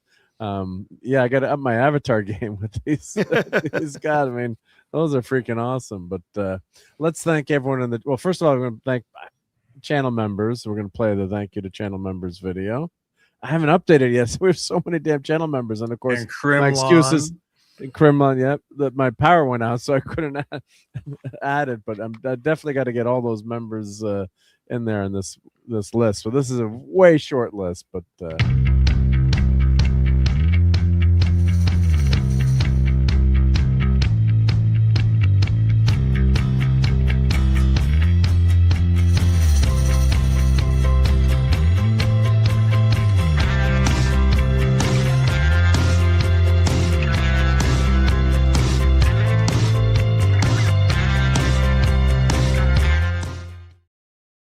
So thank you. And of course, Kremlin, superstar again, gifting 20 more memberships. So, oh man, I got to check if that's another emoji. That might actually be another emoji. I'll do that real quick. And we should give it to a Professor. Yeah. I just want, like we were talking about last time. I'd like to give mine. If you're ever going to give me one, I'll give it to Professor, man. All right. Yep. Let's see if we did it. If we hit that, let me see if we hit that threshold here. I can check real quick and see if I can do two things at once here. See if we hit that next emoji. Let's see here. Membership. Congratulations, Lasher. You got a gift membership. Yes, I thought I already had an emoji. Let's see. Do you have an emoji? No, you don't have an emoji. Oh, but we oh God, we would have fixed that. But let's see. Do we have? Let's see. Did we hit that? Oh, I'm sorry. It's my alt account that has an emoji. Oh, it's your alt account. Okay, all right. Yeah. No, well, there's it keeps going up. The number keeps going up. So I do, but we did do Talkie Toaster, which you suggested. That was my choice. I said Talkie Toaster. That was your choice. Was Talkie Toaster. Yep. Yeah. We need. I don't need a me avatar in there. Yeah. I love the toast. This is way better. Yeah, I love the toaster. That's perfect. Yeah, we did. We're 10 members short, but please do not give 10 more memberships. I want, but that's 10 memberships short for the next emoji. So I can't have Professor, but I think having the Talkie Toaster is good there, and And here we go. Yeah, let's play some toast here. Would you like some toast? Mm-mm. Some nice hot crisp brown buttered toast. And let's go through our top fans. So we've got on the regular stream, we've got Talkie Toaster, who is in the chat. Awesome. We always love it when Talkie Toaster shows up because we do miss the toaster. Sometimes he's not here every week, but it's great to have him here today, toasting with us. Yep. And so, yep. So let's read the list here. We've got Tomahawk, Tim, Anthem 21, Hembry Jeremiah, Headcase, Lasher, Claude Salin, Shiftigism, Gen X Guy Getting Good, Jill, Jamie Lee Sinham, CJ Rebel Link, Tom, Admiral T, Kremlon, and thank you again, Kremlon, for giving so many memberships. Jason Love, Doctor Who, Highboy, and Highboy donated also in the vertical, so thank you, Highboy. And I don't know, it doesn't show up as a I got to check that out. It doesn't show up as a highlighted chat. Professor R2, Brian Barth, Dr. Bob's Nightmare, Istophobos, Dadman Walking, Keely Chow, Brian Hepburn, Phantom Outsider, The Stream Element Spot, RJ Godzilla, Don Power Ranger, Putin, and Sagacious 6 is the #1 fan. Thank you, 6. And on the vertical side, top fans, we've got Nosy the Killer Rabbit, Tom, Istophobos, Stream Element Spot, Highboy, and Mr. Milquetoast. And thank you to all of you for hanging out with us. Toxic Tuesday this week. We're going to do in our 5-year, I can't believe 5-year anniversary of doing Toxic Tuesday. Crap, I've got more gray hair now. But yeah, it's gonna be. We got some special surprises planned. I'm gonna try to do some special videos. I've been working on some fun things and trying to get that ready for Tuesday night. And of course, you can always find Professor R2 on with Price of Reason, and Istophobos and I sometimes show up on that show too. And it's a lot of fun on Tuesday and Thursday. Price of Reason live. Chat's in the link below. And you guys don't have channels yet, but that's okay. And well, I do have a channel, and I am going to start using it. Oh, you do? Yeah, oh, I have one little short video on there. That's okay. I can put it on there. Let's see. Yeah, put it. Yeah. I have one meme video posted up there. All right. Can I be on your channel list from the Acolyte? Not an active channel, yeah, not an uber active channel yet. Well, you know, it's when you have a full-time job and a young family, because sometimes it's rather hard to operate a YouTube channel. I'm working on it. I just hang out with everyone else. Have fun, yeah. And yes. Well, let me just say, the movie we're doing the tier list of the best of Toxic Tuesday, the top Toxic Tuesday movies. I think Nick's going to pick like 25 or 30 movies to rate, and I'll have to play the clips from them. So. Yep. So, and thank you. That's seriously what were you going to say? Sorry. I'm setting up an office to make accommodations for my eyesight. As soon as I do that, I'm going to start streaming and making videos. The way it is now, I have to change glasses so many times to see what I'm doing, which is why it's difficult. So. Yep. Well, I feel you with the glasses. These new glasses actually work pretty good. I can see that. I can read the screen now. I mean, I have my contacts, but the doctor's like, "Don't wear your contacts all day," especially when we. I wear contacts too, and I hate looking at myself in the mirror because every little blemish like shows up when I have my contacts in. Well, I just use the filter. Can't you tell? The Instagram filter all the time. Yeah. No Instagram filter in my bathroom. Yeah. And thank you everyone in the chat.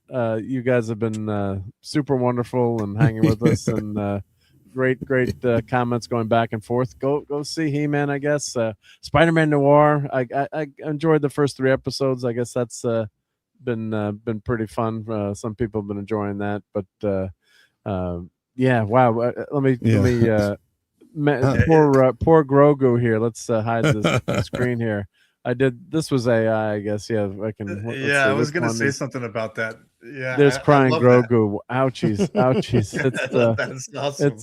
It's painful. Hey, can you send that to me, Mark, when you get a minute? That was when Grogu realized that merch sales were not going to when he saw the numbers.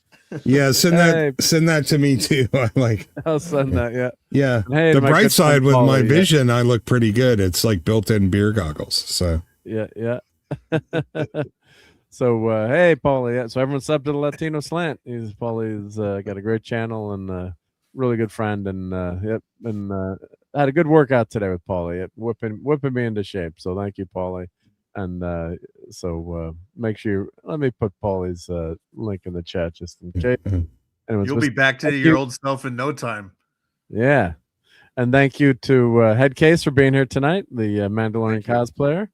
And you don't have an active channel, do you? Or I just got my Twitter. There's some stuff coming up, but I'm not going to tell you about it quite yet. okay, all right. But I know you had an Instagram. Yeah. You can channel, find but me at you didn't- Mechamando on Instagram. If you guys Mechamando, like right, yeah. Mandalorian cosplay, I made a full body steel suit. It's actual steel, Wow. cut steel and weathered and everything. If you want to check that out, Impressive. it's Yeah. Mechamando. Mechamando. Yep. Awesome. All right. Well, we're gonna get out of here. Good night, everyone in the chat. I hope I didn't miss everyone. Good night, Jill. Good night, Jamie. Good night, Godzilla. I think I got everyone, but we never want to miss anyone. But How dare you? How dare you? Yeah. Remember, you have the power. But all right, everyone. We'll catch you on the next Sunday Night Geekery, and we'll have AC in the house installed, but not in here. But I'll have hopefully have AC on the second floor, so I'll sleep even better. Yep. So all right, everyone. Thank you. We're gonna play we're gonna pull everyone out, play a couple of fun clips, and the outro. So thank you guys on the panel again, and catch you next Sunday night. Good night, guys.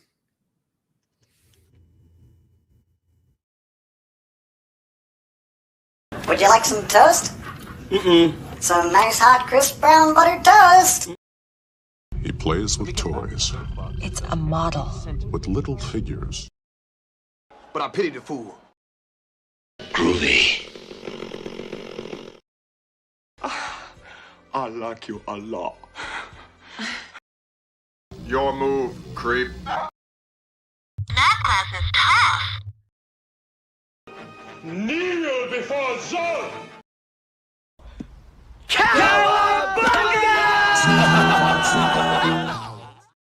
Get to the chopper!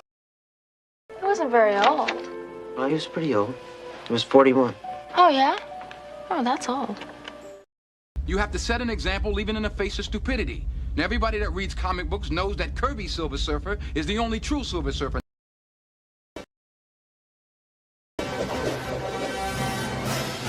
Hey, Jim! Excuse me. That's a bad outfit! Fun storming the castle. It's 106 miles to Chicago. We got a full tank of gas, half a pack of cigarettes. It's dark, and we're wearing sunglasses. Hit it.